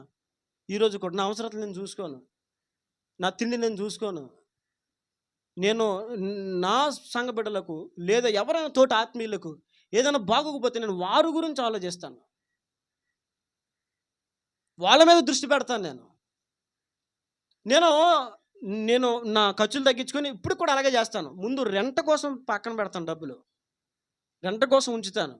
రెంట్ అయిపోతే అప్పుడు ఏదైనా నా భార్య కూడా నేను చెప్తాను. నా భార్య ఏదైనా అడిగింది అనుకో, నాన్న మనం రెంట్ కట్టాలి, ముందు రెంట్ అయిపోతే అప్పుడు చూద్దాం, కావాలితే ఆవిడ వస్తే మీరు అడగండి. ఇది నగ్న సత్యం, లేనిపోని మాట కాదు, చెప్పాల్సిన అవసరం కూడా నాకు లేదు అసలు. నేను ఎప్పుడు అది చెప్తాను, మనకు ముందు రెంట్ అయిపోవాలి, అయిపోయిన తర్వాత మనం ఏదైనా కొనొచ్చు. రెంట కట్టకుండా మన ఇష్టానుసారం ఖర్చులు చేసామనుకో, అన్నీ కొనుక్కుంటారు కానీ వీళ్ళు రెంటో కట్టరు అని అక్కోలు అనుకోరులే. కొన్ని చోట్ల అలా అనుకుంటారు. అవునా కదరా? అనుకుంటారు, ఖచ్చితంగా అనుకుంటారు. ఏమంటే అందుకని నేను ముందే ఏం చేసేవానంటే, డబ్బులు కొన్ని పక్కన పెట్టి రెంట్ కోసం అని చెప్పి పక్క నుంచి ఖర్చులు తగ్గించుకొని ముందు రెంట్ కట్టేసేవాడిని. అందుకని నేను ఒకసారి 3,000 రూపాయలు ఉంచాను అకౌంట్లో. ఇంకా దానికి ఒక 2,500 అంతే కదా, ఇంకొక 2,500 వస్తే రెంట్ కడదామని చెప్పి 3,000 అలా ఉంచాను. ఈ లోపు ఈవిడ వచ్చింది, అద్భుతం. అద్భుతం మేడం వచ్చింది. అద్భుతం మేడం వచ్చి వేసింది, పెద్ద కథ వేసింది, డిజైన్ వేసింది. అలాగా నాకు దేవుడు కొన్నిసార్లు కొన్ని పాఠాలు నేర్పిస్తారు కదా, అప్పటి నుంచి నాకు తెలుసుకున్నాను. అప్పటి నుంచి బుద్ధి వచ్చింది నాకు. డిజైన్ వేసేసింది. వేసేసరికి నేను నమ్మేసి, అయ్యో పాప ఎంత బాధలో ఉంది, ఎంత కష్టంలో ఉంది, ఇప్పుడు డబ్బులు కడితే ఇంట్లోకి రానివ్వరు అని చెప్పింది ఆవిడ. సరే పోనీలే, నేను ఎందుకు సహాయం చేశానంటే, సరే ఆవిడ అన్నది, మీరు కరపత్రికలు పంచారు కదా, కరపత్రిక నేను తీసుకున్నాను చూపించింది నాకు. ఊరి పోనీ అలాగా ఆత్మహత్యేమో అనుకోండి, నేను అలా ఆత్మహత్యేమో అనుకొని పోనీ అని చెప్పి ప్రార్థన చేసి, ప్రభా మరి 5 రొట్టెలు 2 చిన్న చేపలు నాయన, అదే 5,000 మందికి మరి నువ్వు పంచే కదా నాయన, మరి అలాగే 5 రొట్టెలు 2 చిన్న చేపలే చేయి ప్రభా అని చెప్పి ప్రార్థన చేసి ఇచ్చాను. ఇస్తే మళ్ళీ అడ్రస్ లేదు ఆవిడ. అద్భుతం. అర్థమవుతుందా? అది చాలా గొప్ప అద్భుతం. వెళ్ళిపోయింది ఆవిడ. మళ్ళీ ఈ రోజుకే రాలా. ఇలాగన చూడండి, కార్యాల కోసం వచ్చి కార్యాలు పొంది వెళ్ళిపోతారు. కార్యాలు చేసే దేవుడు అన్న తలంపులో ఉండిపోతారు. కానీ ఒక మాట నేను చెప్తున్నాను, ఇశ్రాయేలు అలాగే కార్యముల కోరకే దేవుని వెంబడించారు, కార్యాలు తీర్చుకోవడం కోసమే వెంబడించారు. కానీ ఆయన హృదయాన్ని తెలుసుకోలేకపోయినా ఒక మాట చెప్తున్నాను, దేవుని కార్యాలు తీర్చడానికి నేను చెప్పట్లే, నీ కార్యాల కోసం దేవుని దగ్గర ప్రార్థన చేయదని నేను చెప్పట్లే, కానీ దానికంటే అధికంగా ప్రభా నేను నీ హృదయం తెలుసుకోవాలయ్యా, నీ హృదయం తెలుసుకోవాలి ప్రభా, నీ హృదయం నాకు బాగుగా తెలియచేయను ఆయన. ఎందుకని? అది మనం తెలుసుకున్నప్పుడు మనం ఈ లోకంలో ఎట్టి శ్రమ వచ్చినా, ఎట్టి ఇబ్బంది వచ్చినా, ఎట్టి ఇరుకొచ్చినా, ఎట్టి వ్యాధి వచ్చినా, ఎట్టి బలహీనత వచ్చినా, ఎట్టి ఉపద్రవమైనా, ఎట్టి ఘోరమైన శ్రమ అయినా సరే నువ్వు ధైర్యంగా ముందుకెళ్ళగలుగుతావు. దేవునికి మహిమ కలుగును గాక. బైబిల్లో ఒక భక్తుని, మీకు తెలిసిన భక్తుని జ్ఞాపకం చేస్తాను. యోబు తన జీవితంలో ఉన్నదంతా కోల్పోయాడు, 10 మంది పిల్లలను కోల్పోయాడు. అదే రోజున మొత్తం అన్నీ పశువులు కోల్పోయాడు, పని వారిని కోల్పోయాడు, భార్య కూడా ఇక ఆమెను విడిచిపెట్టేసే పరిస్థితి. ఆమె కూడా అంటది, ఎందుకు నాయన నువ్వు ఇంకా చనిపో, దేవుని దూషించి మరణము కమ్ము. ఇక తన జీవితంలో ఏది మిగలలేదు, తన జీవితంలో ఏది ఏమి మిగల, అన్నీ పోయినాయి. కానీ యోబు దేవుని హృదయం ఎరిగినవాడు కాబట్టి ఏమన్నాడు చెప్పండి, మీకు తెలుసు కదా, చెప్పండి ఆ మాట. ఏమన్నాడు? ఇంకొక మాట, దేవుని నుంచి మనము మేలు అనుభవింప తగును కానీ కీడు అనుభవింప తగదా అన్నాడు. అంటే ఏం చెప్తున్నాడు? మేలు కాదురా బాబు, కీడు కూడా కొన్నిసార్లు దేవుని నుంచి మనము ఎదుర్కోవలసి ఉంటుంది. కీడు అనుభవింప తగదా అంటే ఎందుకు చెప్పాడు చెప్పనమాట? కీడు నీకు కీడు కలిగించదా, కీడు నీకు మేలు చేస్తుంది. దేవునికి మహిమ కలుగును గాక. యోబు తన జీవితంలో ఎదుర్కొన్న కీడు తన జీవితానికి నష్టాన్ని కలిగించలా. తన జీవితంలో ఎదుర్కొన్న కీడు అతనికి 2 ఆశీర్వాదాన్ని ఇచ్చింది. దేవునికి మహిమ కలుగును గాక. దేవుని హృదయం ఎరిగిన వారు ఎలా మాట్లాడతారు? ఎప్పుడు మేలేరటే, కీడు అనుభవింపుతా కదా. కీడు ఎదుర్కొంటే కొన్ని పాఠాలు నేర్చుకుంటాం, కీడు ఎదుర్కొంటే సరి చేయబడతాం, కీడు ఎదుర్కొంటే తెలియని కొన్ని విషయాలు తెలుసుకుంటాం. కొన్నిసార్లు దేవుడు మహాభయంకరమైన శ్రమలు మన జీవితంలో సంభవింపజేస్తాడు. ఘోరమైన శ్రమలు నువ్వు ఎవరికి చెప్పుకోలేవు, చెప్పుకోవడానికి నోరు రాదు. అది నువ్వు చెప్పిన ఎవరికి అర్థం కాదు. అలాంటి ఘోరమైన శ్రమలు దేవుడు నీ జీవితంలో కొన్నిసార్లు అనుమతింపజేస్తాడు. ఎందుకో తెలుసా? అంత ఘోరమైన శ్రమ నీ జీవితంలోకి వస్తే అది ఆ శ్రమ పోయిన తర్వాత ఎంత ఘోర శ్రమ అయితే నువ్వు అనుభవించావో, అది దాని నుంచి విడుదల పొందిన తర్వాత అంత గొప్ప దేవుని శక్తి నువ్వు చూడగలుగుతావు. దేవునికి మహిమ కలుగును గాక. దేవుని శక్తి ఎంత గొప్పదో నీకు తెలియాలంటే అంత గొప్ప శోధన, అంత గొప్ప శ్రమ నీకు రావాలి. అవునా? శక్తి కలిగిన దేవుడు అండి, అద్భుతాలు చేస్తాడండి అని చెప్తాం కదా. మరి ఎంత శక్తి కలిగిన దేవుడు నీకు తెలియాలంటే అంత మహాభయంకరమైన శోధన నీకు రావాలి. అప్పుడు ఆయన ఎంత శక్తి కలిగిన దేవుడు నీకు తెలుస్తుంది. అది రానప్పుడు తెలీదు. శక్తి కలిగిన దేవుడే. ఆ శక్తి తెలియాలంటే మరే తెలీదా? మరి దేవుని హృదయం ఎరిగిన వారు ఇలాగ ఆలోచిస్తారు. అందుకే యోబు అలా మాట్లాడాడు, అందుకే అబ్రహాం ఇలా చేశాడు. వాగ్దానము చేసిన దేవుడు నమ్మదగిన దేవుడు, ఆయన మృతులను కూడా సజీవులుగా చేయగలడు. వారు దేవుని హృదయములను ఎరిగిన వారు. దేవునికి మహిమ కలుగును గాక. ఇంకా బైబిల్లో దేవుని హృదయాలు ఎరిగిన వారిని జ్ఞాపకం చేస్తాను. ఆదికాండం 50 అధ్యాయం 20 వచనం. ఆదికాండము 50వ అధ్యాయము 20 వచనం.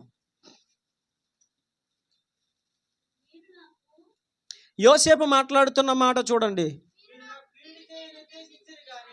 మీరు నాకు కీడు చేయనుద్దేశించిరి గాని నేటి దినమున జరుగుచున్నట్లు, అనగా బహు ప్రజలను బ్రతికించినట్లుగా, అది మేలుకే దేవుడు ఉద్దేశించెను. దేవునికి మహిమ కలుగును గాక. ఇక్కడ చూడండి, ఇక్కడ అర్థమైందా? యోసేపు మాట్లాడుతున్నాడు ఒక మాట. యోసేపు దేవుని హృదయం ఎరిగిన వాడు. ఎవరండి? దేవుని హృదయం ఎరిగిన వాడు. తన జీవితంలో కీడు జరిగింది. ఏం జరిగింది? కీడు జరిగింది. అతడు ఎవరికి నష్టం కలిగించాల తన జీవితంలో, ఎప్పుడు ఎవరికి కీడు తలపెట్టల తన జీవితంలో, ఎవరికి మోసం చేయాల తన జీవితంలో, ఎవరికి అన్యాయం చేయాల తన జీవితంలో యోసేపు అయినను తన జీవితంలో కీడు ఎదుర్కొంది. పోతీఫర్ ఇంట నమ్మకంగా పనిచేశాడు. ఒక్క రూపాయి తీయలేదు ఏ రోజు అక్కడ. నమ్మకంగా పనిచేశాడు. ఒక్క రూపాయి యజమానుడికి తెలియకుండా ఒక్క రూపాయి తీలా. చాలా నమ్మకంగా పనిచేశాడు. ఎంత నమ్మకంగా పనిచేశాడంటే ఎలా చెప్తే అలా చేశాడు. దేవునికి మహిమ కలుగును గాక. ఎలా చెప్తే అలా చేశాడు. పర్ఫెక్ట్గా చేశాడు, నమ్మకంగా. ఒక్క మిస్టేక్, ఒక్క కంప్లైంట్ రాలేదు యోసేపు గురించి. ఏం రాలేదు? ఒక్క కంప్లైంట్ రాలేదండి. రే ఏంట్రా చెప్పాను చేయలేదంట్రా అని ఒక్క ప్రశ్న, ఒక్క మాట, ఎప్పుడు ఒక్క రిమార్కు ఎప్పుడు తెచ్చుకోలేదు యోసేపు. నమ్మకంగా పనిచేశాడు. ఇంటి దగ్గర కూడా నమ్మకంగా ఉన్నాడు. ఎప్పుడు నాన్న దగ్గర ఒక్క అబద్ధం మాట్లాడలేదు యోసేపు. ఒక్క అబద్ధం. బయటికి వెళ్ళినప్పుడు ఎప్పుడు పనికిమాలిన పని నాన్నకు తెలియకుండా ఏమి చేయలే. చాలా నమ్మకస్తుడు, చాలా యథార్థంగా బ్రతికినాడు. ఇంత యథార్థంగా బ్రతికిన యోసేపు జీవితంలో అడుగడుగున కష్టాలు వచ్చినాయి.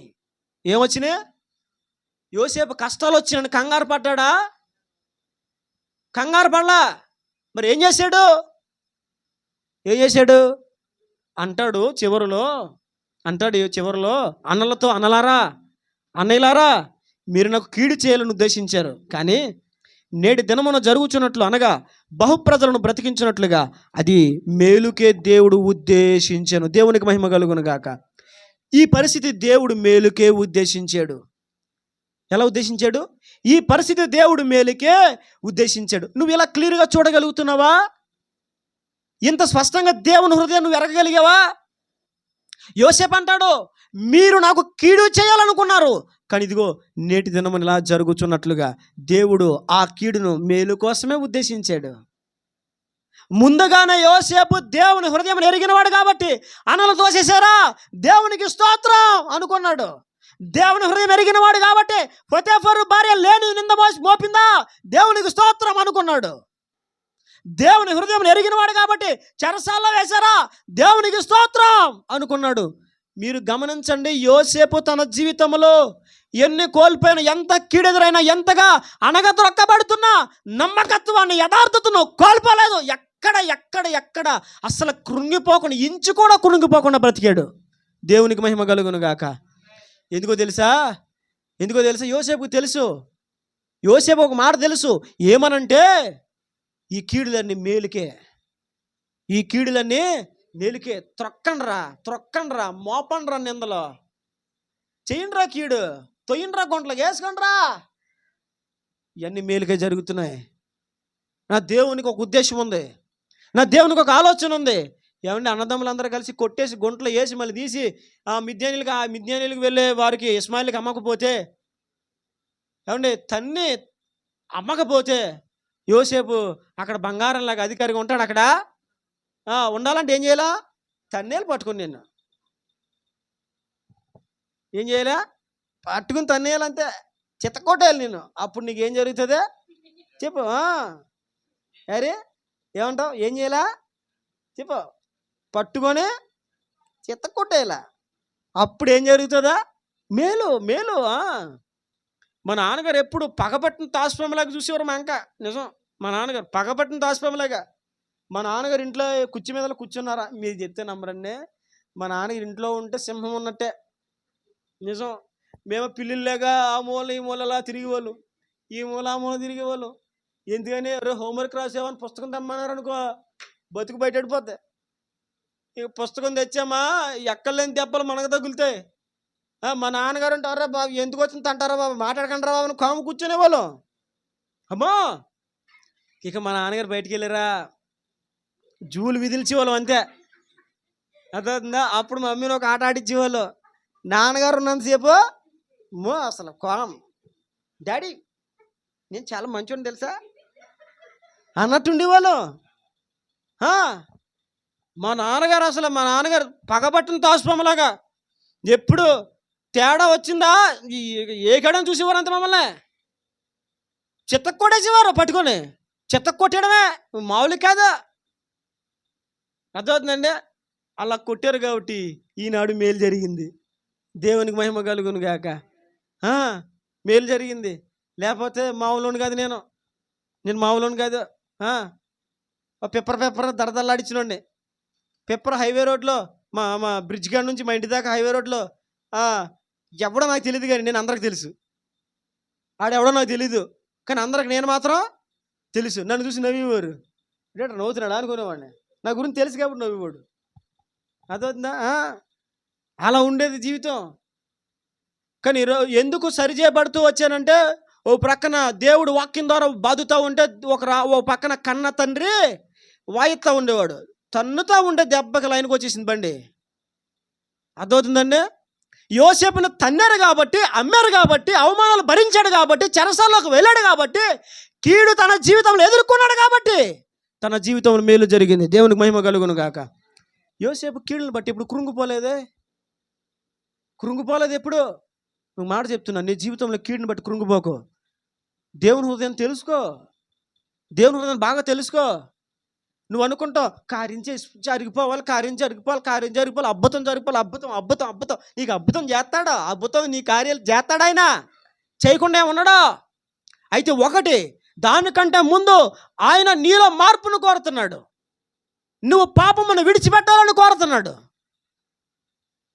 చూడండి, బైబిల్లో కొన్ని మాటలను మీకు తెలియజేస్తాను.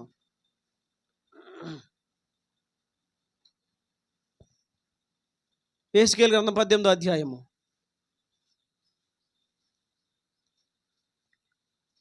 30వ వచనం చూడండి. 18వ అధ్యాయం 30వ వచనం. కాబట్టి ఇశ్రాయేలులారా, ఎవని ప్రవర్తనను బట్టి వానికి శిక్ష విధింతును. చూడండి, ఆయన ఆశ, ఆయన ఉద్దేశం చెప్తున్నాడు. ఆయన మనసు త్రిప్పుకోండి. ఏమంటున్నాడు ఆయన? మనసు త్రిప్పుకోండి. ఇశ్రాయేలీయులారా, మేము కరువు అనుభవిస్తున్నాం, మేము శ్రమ అనుభవిస్తున్నాం, మేము హింస అనుభవిస్తున్నాం, కష్టాలు ఎదుర్కొంటున్నాం అని చెప్తున్నారు. ఇశ్రాయేలీయులారా, నేను కష్టాలు తీరుస్తాను, బాధలు తీస్తాను, ఇవన్నీ తొలగిస్తాను. ముందు మీ మనసు మార్చుకోండి. ఏం మార్చుకోండి? మనసు మార్చండి. మీ క్రియను బట్టే మీకు ప్రతిఫలం ఉంటుంది. కష్టాలు కొన్నిసార్లు చూడండి, ఇప్పుడు శ్రమలు కష్టాలు రావడానికి కొన్ని కారణాలు ఉంటాయి. ఒకటే కారణం కాదు, జాగ్రత్తగా వినండి. కష్టాలకి ఒకటే కారణం ఉండదు. అయితే మన పాపం అయి ఉండాలి, లేదంటే దేవుని పరీక్ష అయి ఉండాలి, లేదంటే అది దేవుని మహిమ కొరకు అయి ఉండాలి, లేదంటే ఏదో ఒక మేలు జరగడానికి కారణమై ఉండాలి. అందుకే కష్టాలన్నీ ఒకే కారణాన్ని బట్టి రావు, పలు రకాల కారణాలు ఉంటాయి. అందులో ఏ కారణం మనం తెలుసుకోవాలి. ఇశ్రాయేలు కష్టాలు వచ్చినాయి. ఎందుకు వచ్చినాయి? వాళ్ళ బుద్ధి బాగోక, వాళ్ళ ప్రవర్తన బాగోక. అందుకే దేవుడు నీ మనసు త్రిప్పుకో అంటే, దేవుని ఆశ అంటే నీ కార్యాలను చేస్తా నీ జీవితంలో. అయితే ముందు మనసు మార్చు. రెండవది అంటాడు అక్కడ చదవండి, అక్రమము, మీ అక్రమములు మీకు శిక్షా కారణములు కాకుండానట్లు. దేవుని ఆశ అంటే, నేను చేస్తాను, ముందు అది వదలరా, మనసు మార్చుకో. అక్రమములు విడిచిపెట్టండి. అజ్ఞాతిక్రమమే పాపము, అనగా అక్రమం అంటే పాపము. నీ మనసు మార్చుకో, పాపాలు విడిచిపెట్టుకో. అర్థమవుతుంది నేను చెప్పిన మాట? అర్థమవుతుంది కదండి? దేవుడు చేస్తాడు. అయితే నువ్వు క్రమపరచబడు. ముందు మనసు మార్చు. ఆ పాత మనసు మార్చే. పాత మనసు ఉండొద్దు, వద్దు. పాత మనసు వద్దు. ఆ పాత మాట తీరొద్దు, పాత బుద్ధులొద్దు, పాత చూపులొద్దు, పాత వ్యవహారాలొద్దు, పాత స్నేహాలొద్దు. ఇవన్నీ మార్చుకో. దేవుని ఆశది ముందు మార్చు. నీ జీవితంలో నేను కార్యం చేస్తాను. మార్చుకో, పద్ధతి కార్యం చేస్తాను నీ జీవితంలో. దేవుడు మనలో కోరేది మార్పు. మార్పు లేకుండా కార్యాలు జరిగితే ఏం ప్రయోజనం? ఏమంటే, కార్యాలు పొందే దృష్టి ఉన్నవాడు ఎప్పుడు కార్యాల మీద దృష్టి పెడతాడు తప్ప మార్పు మీద దృష్టి పెడతాడండి. దేవుని ఆశ అంటే తెలుసా? ముందు నీ టార్గెట్ అది కాదురా, నీ విచారం దానికోసం కాదురా బాబా. మనసు మార్చుకో, పాపమును వదులుకో, అప్పుడు నేను నీ జీవితంలో కార్యాలు చేస్తాను. ఇంకా దేవుని ఆశ అంటే కొన్ని మాటలను మీకు చెప్తాను, చూడండి, ముగిస్తాను చెప్పి. యెషయా గ్రంథం 5వ అధ్యాయం 2వ వచనం. యెషయా గ్రంథము 5వ అధ్యాయము 2వ వచనం. 5వ అధ్యాయము 2వ వచనం.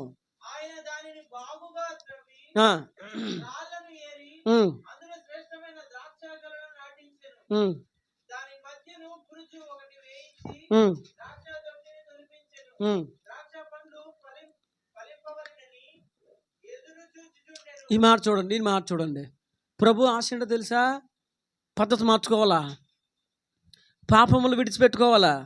మూడవది దేవుని ఆశ ఏంటో తెలుసా? ఇదిగో అక్కడ రాయబడి ఉంది, ద్రాక్ష పండ్లు ఫలింపవలనని ఎదురు చూచుచుండెను. ఆయన ఆశ ఏంటో తెలుసా? నువ్వు ఆత్మలో ఎదిగి ఫలించాలని. ఆయన ఆశ ఏంటండి? ఆత్మలో ఎదిగి ఫలించాలని ఆయన ఆశ అదే. ఏంటదే? ఆయన ఆశ అదే. ఒకరోజు నేను వైజాగ్లో ఒక చోటకి వెళ్ళాను, ఒక తల్లితో పాటు ఒకళ్ళ ఇంటికి వెళ్తే అక్కడ ఆ సహోదరికి కొడుకు పుట్టాడండి, ఒక కుమారుడు పుట్టాడు. ఆ కుమారునికి ఇప్పుడు నాకు తెలిసి ఒక 6 సంవత్సరాల వయసు అనుకుంటున్నాను ఇప్పుడు. అప్పుడు నేను వెళ్ళేసరికి 4 సంవత్సరాల వయసు ఎంతో. వాడికి 4 సంవత్సరాలు వచ్చినాయి కానీ మాటలు రాలేదు. వాళ్ళకి వాళ్ళ ఆయనకు ఉద్యోగం, గవర్నమెంట్ ఉద్యోగం ఉంది. ఈమె కూడా మరి ఏం చేస్తుంది నాకు తెలియదు కానీ ఈమె కోసం ఆయనకి గవర్నమెంట్ ఉద్యోగం ఉంది. అప్పుడే కొత్తగా వాళ్ళు వైజాగ్లో ఒక ఫ్లాట్ కొనుక్కున్నారు. కొత్త ఫ్లాట్ అప్పుడే ఓపెన్ చేసుకుని దాంట్లోకి వెళ్ళారు. చాలా మంచి ఫ్లాట్, చాలా ఉన్నతంగా ఉంది, అది చాలా లగ్జరియస్గా ఉంది, బాగుంది. మంచి ఫ్లాట్ తీసుకున్నారు. లోపల ఫర్నిచర్ అంతా చాలా బాగుంది, మంచి మంచి సోఫాలు, కూర్చుంటే కూరుకుపోతున్నాం లోపలికి. బాగుంది సోఫా. కొన్ని సోఫాలు ఎలా ఉంటే కూర్చుంటే కూరుకుపోవడమే. అది దొంగూబి అంటారు కదా, దొంగూబి ఊబిలోకి దిగి అలా కూర్చోగానే కూరుకుపోవడమే. అలాంటి సోఫా కూర్చోగానే జయ్యమని వెళ్ళిపోతున్నాం కిందకి. నేనేమో అందులో ఎలగపిల్ల ఉన్నాను, కూర్చోవడం నాకు రావట్లేదు. నిజం, అది పెద్ద సోఫా, నేనేమో సరిపోతలేదు. వెనక జరిగితేనేమో ఇది అందుతలేదు, అనుకునేది అందుతలేదు నాకు. మొత్తానికి ఏదో సెట్ చేసుకున్నాను, కూర్చున్నాను. అబ్బాయి ఏం బాగుందండి, చాలా వింతగా విడ్డూరంగా ఉంది ఇల్లంతా. అయితే నేను లాస్ట్ వస్తున్నప్పుడు ప్రార్థన చేయని పాస్టర్ గారు అంది. ఆమె ప్రార్థన చేస్తే ఆమె ఏడుస్తుంది. ఏమ్మా చెప్పండి అంటే ఆమె అంటది, ఏమండి వీడికి 4 సంవత్సరాల పైన వచ్చేసినాయి, మాటలు రావట్లేదు, బెబ్బెబ్బే తత్త అంటున్నాడు, మాటలు రావట్లేదయ్యా. ఎదుగుతున్నాడు కానీ వీడికి ఏమీ తెలియట్లేదు, మైండ్ మెచ్యూరిటీ లేదు. ఇటేమో మాటలు రావట్లేదు, ప్రక్కన బ్రెయిన్ ఇంప్రూవ్మెంట్ లేదు. ఆడు ఏం చేస్తాడో తెలియదు, మాటలు గుర్తుండవు, చెప్పిన గుర్తుండవు, పిలిస్తే గమ్ముని పలకడో, గమ్ముని స్పృహలోకి రాడు అని ఆమె చెప్పి ఏడుస్తూ ఉంది, బాధపడుతుంది. అయ్యా వీడి కోసం ప్రార్థన చేయడానికి మాటలు రావాలి, బ్రెయిన్ పెరగట్లేదు అయ్యా. చూపించాం, హాస్పిటల్ తిప్పాం, కానీ డాక్టర్స్ ఏమో దీనికి ప్రత్యేక మెడిసిన్ ఏమి లేదు, కానీ ఆడు ఎదిగికోలిదే వస్తుందిలా జ్ఞానం అంటున్నారట. ఎదిగికోలి ఏమవుతుందా? జ్ఞానం వస్తుంది. ఇటు చూస్తే ఇలాగ ఉన్నాడయ్యా, గమ్ముని వినపడదు, ఇడికి విన్నా గమ్ముని పలకడు, స్పందించడు, మనిషి మాట్లాడతలేదు. ఆమె చెప్తూ చాలా బాధపడిపోతుంది, నాకు చెప్తూ ఏడిచేస్తుంది. నాకు బాధ అనిపించింది. ఆవిడ ఎందుకు అంత బాధపడిందో చెప్పనా? పిల్లడు ఎదుగుతున్నాడు కానీ ఫలింపు లేదు. ఏమి లేదు? ఫలింపు లేదు. ఎదుగుతున్నాడు, ఫలింపు లేదు. ఫలింపు అంటే మాట సరిగ్గా రావట్లేదు, జ్ఞానం లేదు. పిల్లలు ఎదుగుతూ వాళ్ళు మాట్లాడుతూ ఉంటే వాళ్ళ మాటలు ఎలా ఉంటాయండి? ఎలా ఉంటాయి? భలే ముచ్చటగా ఉంటాయి కదా. నేను ఇంటికి వెళ్తే ఆ పచ్చడిదే ఇంత డబ్బా ఎట్టారు, మా అత్తయ్య గారు ఎట్టినట్టున్నారు, దీవెన కుమార్ గారు ఎట్టినట్టున్నారు ఇంట్లోని. ఇదిగో హ్యారీని, హేమను, హద్దస వచ్చారు. వీళ్ళు మరి హేమను చెయ్యట్లేదు, నేను చూడలేదు కానీ అందరూ సీటెడంట. ఇలా చెచ్చే అన్నారు, ఇలా చీచి అన్నారు. ఆడు చెయ్యి బయట తీసి చే అన్నాడు. ఆడని తీరు చూస్తుంటే భలే ముద్దు అనిపించింది నాకు, భలే వెరైటీగా మాట్లాడాడు. పిల్లలు ఎదుగుతున్నప్పుడు వాళ్ళు మాట తీరు చూస్తూ ఉంటే మనకి ఏమనిపిస్తూ ఉంటుంది? సంతోషం అనిపిస్తూ ఉంటుంది, అవునా కదా? ఇప్పుడు ఇక్కడ పిల్లలు కలిగిన వాళ్ళు ఉన్నారు. పిల్లలు కలిగిన వాళ్ళు మీకు తెలుసు, వాళ్ళు ఎదుగుతున్నప్పుడు హృదయంలో ఏమనిపిస్తూ ఉంటుంది? సంతోషం అనిపిస్తూ ఉంటుంది, అవునా? మా వాడు చిన్నప్పుడే నుంచొని సరిగ్గా అడిగి నడుతూ రాలేదు, నుంచొని గ్యాస్ బండ్ లాగేసాడు, అక్కడ మూలన్న బండ మధ్యలో లాగేస్తున్నాడు. నేను నన్ను చూసినప్పుడు ఇడికి ఎంత బలం రా బాబా, నేను సంతోషపడ్డా. అవును, సంతోషమే కాదండి, పిల్లలు ఏదైనా చేస్తాం సంతోషమే కదా. మరి ఇప్పుడు వాళ్ళు ఫలిస్తూ ఉంటే మనం సంతోషపడతాం కదా. మరి దేవుడు మనం ఫలించకపోతే ఆయన సంతోషపడతాడా? అందుకే అక్కడ ఏం రాయబడి ఉంది? ఫలింపవలనని ఆయన చూస్తున్నాడు. ఏం చేస్తున్నాడు ఆయన? అక్కడ రాయబడిన మాట మళ్ళీ చదవండి ఆ మాట. ద్రాక్ష పండ్లు ఫలింపవలని ఎదురు చూచుచుండెను కానీ అది కారు ద్రాక్షలు కాచాను. ఆయన ఏం చేస్తున్నాడు? ఫలించాలని చూస్తున్నాడు. ఆయన ఆశ ఏంటో తెలుసా? ఆయన ఉద్దేశం ఏంటో తెలుసా? నువ్వు ఫలించాలి. ఏమవ్వాలి? ఫలించాలి. ఒక మాట, నీ జీవితంలో కార్యము చేయడానికి ఆయనకి ఇష్టం లేకపోవడం కాదు, అసలు అది మ్యాటరే కాదు. నువ్వు ముందు ఆత్మలో ఫలించాలన్నది ఆయన ఆశ. నీ ప్రవర్తన మార్చుకోవాలి అనేది ఆయన ఆశ. పాపం వల్ల నువ్వు పూర్తిగా విడిచిపెట్టాలి అనేది దేవుని యొక్క ఆశ. ఇంకా ఆయన ఉద్దేశాలను 2 మాటలు మీకు జ్ఞాపకం చేస్తాను. చూడండి, యెషయా గ్రంథము 43వ అధ్యాయం 7వ వచనం. యెషయా గ్రంథం 43:7. నా మహిమ నిమిత్తము నేను సృజించిన వారిని తెప్పింతున్నా. అక్కడ దేవుడు ఒక మాట మాట్లాడాడు. చదవని తర్వాత, నేనే వారిని కలగజేసి తిని వారిని పుట్టించిన వాడను. నేనే పుట్టించానని దేవుడు మాట్లాడి పైన అంటాడు, ఎందుకు పుట్టించానని చెప్తున్నాడంటే ఆయన నా మహిమ నిమిత్తము సృజించుకున్నాను. ఎందుకు పుట్టించాడు ఆయన? ఆయన ఒక ఆశతో చేసుకున్నాడు మనల్ని. ఆ ఆశ ఏంటంటే మనం ఆయనకు మహిమను తీసుకొచ్చేవారుగా బ్రతకాలి. ఏం చేయాలా? ఆయన ఆశ. ముందు ఆయన ఆశలు తీర్చు, నీ ఆశలు ఆయన తీరుస్తాడు. దేవునికి మహిమ కలుగును గాక. ఆయన కోరికలు నువ్వు తీర్చు, నీ కోరికలు ఆయన తీరుస్తాడు. ఆయన ఉద్దేశాలు నువ్వు నెరవేర్చు, నీ ఉద్దేశాలు దైవపరమైనవి అయితే వాటిని దేవుడు నెరవేరుస్తాడు. ఆయన ఆశలు నెరవేర్చాలి. మనం కార్యం చేయలేదంటే దేవుడు, ఇంకా చేయలేదంటే దేవుడు, ఇంకా జరగలేదంటే కార్యం. నువ్వు మాట చెప్తున్నాను, కార్యం జరగాలి చేయలేదంటే ప్రశ్నిస్తున్నావు, అనుగుతున్నావు, సనుగుతున్నావు, గొనుగుతున్నావు కదా. దేవుడు మరి తిరుగుబాటు చేస్తున్నావు కదా. నన్ను అడుగుతున్నాను ఒక మాట, కార్యాలు చేయని పదే పదే దేవుని ప్రాకులాడి గోజాడి ఆయన్ని నిలదీస్తున్నావు కదా. అడుగుతున్నాను ఒక మాట, నువ్వు ఆయన కోసం ఏం చేసావు? ఆయన ఆశలు ఏం తీర్చావు నువ్వు? ఆయన కోరికలు ఏం తీర్చావు నువ్వు? అర్థమైందండి? దేవుడు ఏదో చేతుల సర్వెంట్ లాగా, వాడి చేతుల పనోళ్ళలాగా, ఏదో ఈ పెద్ద వీళ్ళ మీద ఏదో ఆయన పాలేరోళ్ళలాగా, వీళ్ళ దృష్టికి పాలేరోళ్ళలాగా నువ్వు ఇస్తావేవా, నువ్వు చేస్తావో చేయవా? కానీ దేవుడు నువ్వు అడిగితే ఇస్తాడు. ఆయన నువ్వేమి ఇవ్వకపోయినా నీకు ఇస్తాడు. కానీ ఆయన ఆశలు గుర్తించావా? ఆయన ఆశలు గుర్తించావా? ఇశ్రాయేలు అలాగే ఆయన ఆశలు గుర్తించలా, ఆయన కోరికలు గుర్తించలా. దేవుని ఆశ ఏంటంటే వారు మనసు మార్చుకొని బ్రతకాలి అనేది దేవుని ఆశ. ఎందుకని? వారి మనసు ఐగుప్తుకు ముడిపడిపోయి ఉంది అంటే, అవునా? బైబిల్ మనం చూసామా?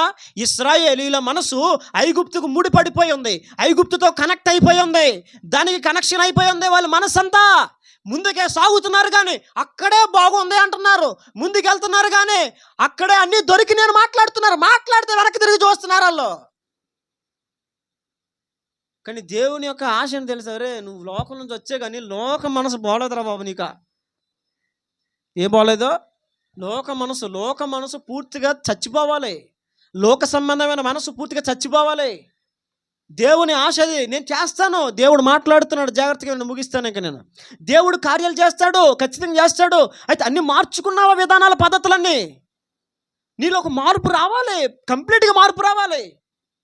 నీ మాట మొదలుకొని, నీ వస్త్రధారణ మొదలుకొని సమస్తము నీలో ఒక మార్పు రావాలి, చేంజ్ రావాలి. ఇది మార్పు కలిగింది కనబట్టలేదు. దేవుని ఆశ నేను చేస్తాను రా, ముందు మారండి రా బాబు, మనసు మార్చుకోండి రా, మాట్లాడితే ఐగుప్తంటారా. వాళ్ళకి ఏంటంటే దేవుడు అంటే అవసరాలు తీర్చేవాడు, అక్కరతలు తీర్చేవాడు, కోరికలు తీర్చేవాడు, అడిగినన్ని ఇచ్చేసేవాడు దేవుడు. కానీ దేవుడు అడిగినవన్నీ ఇచ్చేసేవాడు దేవుడు కాదు, మనం కోరిన వల్ల చేసేవాడు దేవుడు కాదు. మరి ఏం చేసేవాడు దేవుడు తెలుసా? మన ఆత్మీయతను, మన క్షేమం, మన ఆత్మీయ క్షేమమును కోరేవాడే దేవుడు. మన మంచిని, మన భక్తిని దేవుడు ఇంకొక చోట మాట్లాడతాడు. లేవియకాండంలో చూడండి, చివరి రెఫరెన్స్ మీకు చూపిస్తాను. లేవియకాండం 11వ అధ్యాయము 44వ వచనం. లేవియకాండము 11వ అధ్యాయము 44వ వచనం. నేను మీ దేవుడనైన యెహోవాను, నేను పరిశుద్ధుడను గనుక మీరు పరిశుద్ధులై ఉన్నట్లు మిమ్మల్ని మీరు పరిశుద్ధపరచుకోవలను. 45వ వచనం చివరి లైన్ చదవండి. 45వ వచనం చివరి లైన్. నేను పరిశుద్ధులను గనుక మీరు పరిశుద్ధులు కావాలను. దేవుని యొక్క ఆశ తెలియజేస్తాడండి.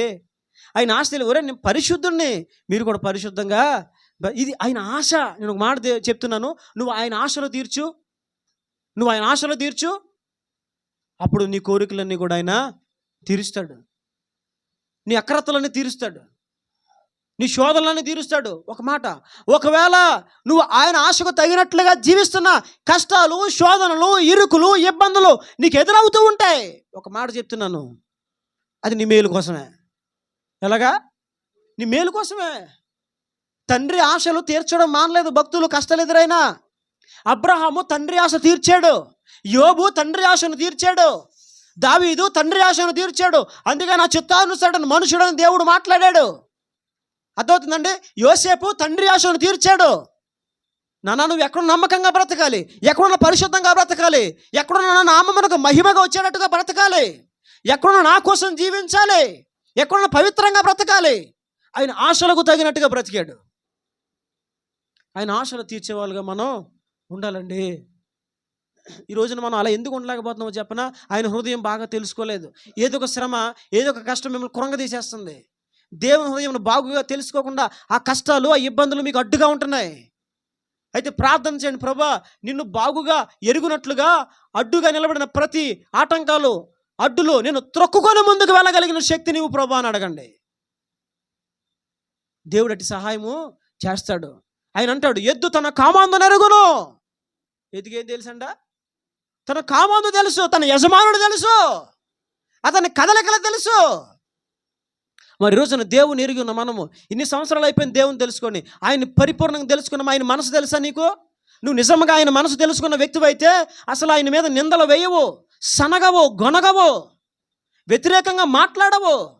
అవి ఎందుకు వస్తున్నాయి అంటే ఆయన హృదయమును బాగుగా తెలుసు. పశువులు తెలుసుకుంటున్నాయండి తమ యజమానుణ్ణి, పశువులు తెలుసుకుంటున్నాయి తమ యజమానుని గురించి.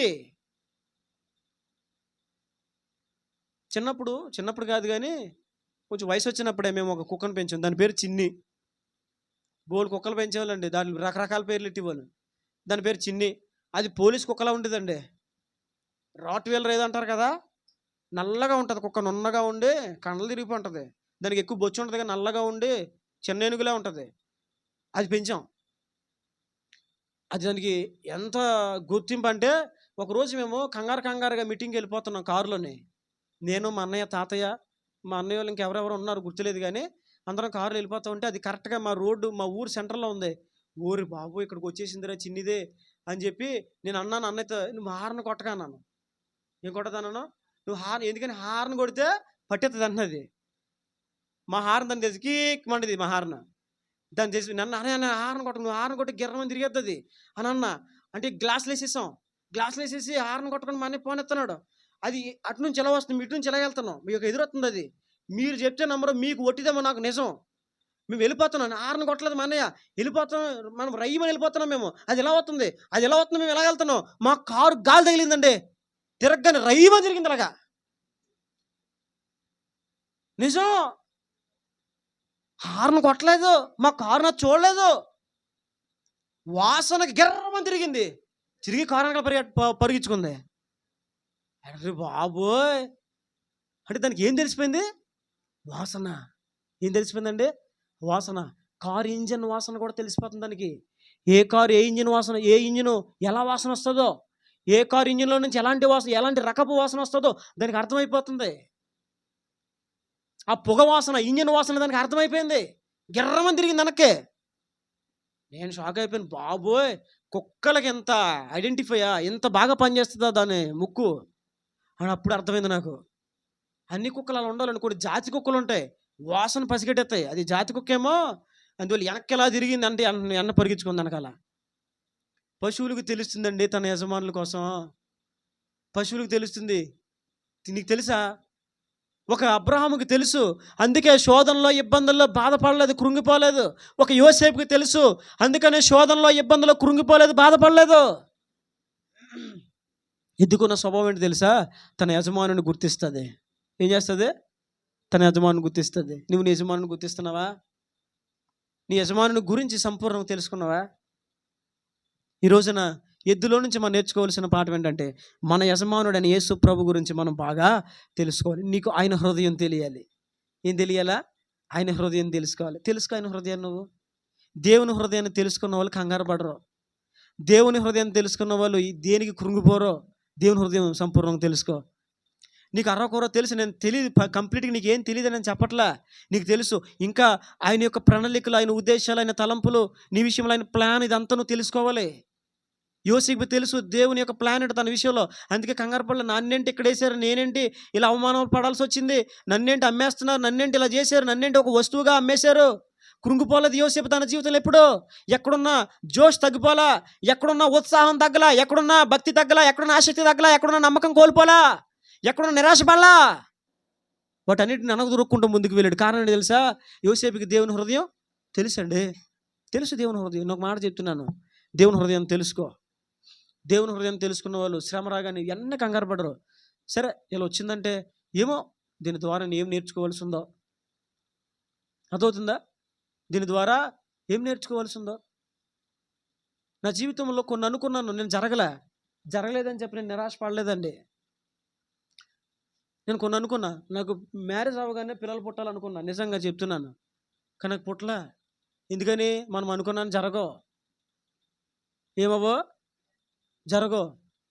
కానీ ఎప్పుడు సనగల, ఏంటి ప్రభా నేను సేవలో ఉన్నా, నాకు పిల్లలు ఇవ్వలేదని ప్రభా అని ఎప్పుడు ప్రశ్నించలేదు దేవుని.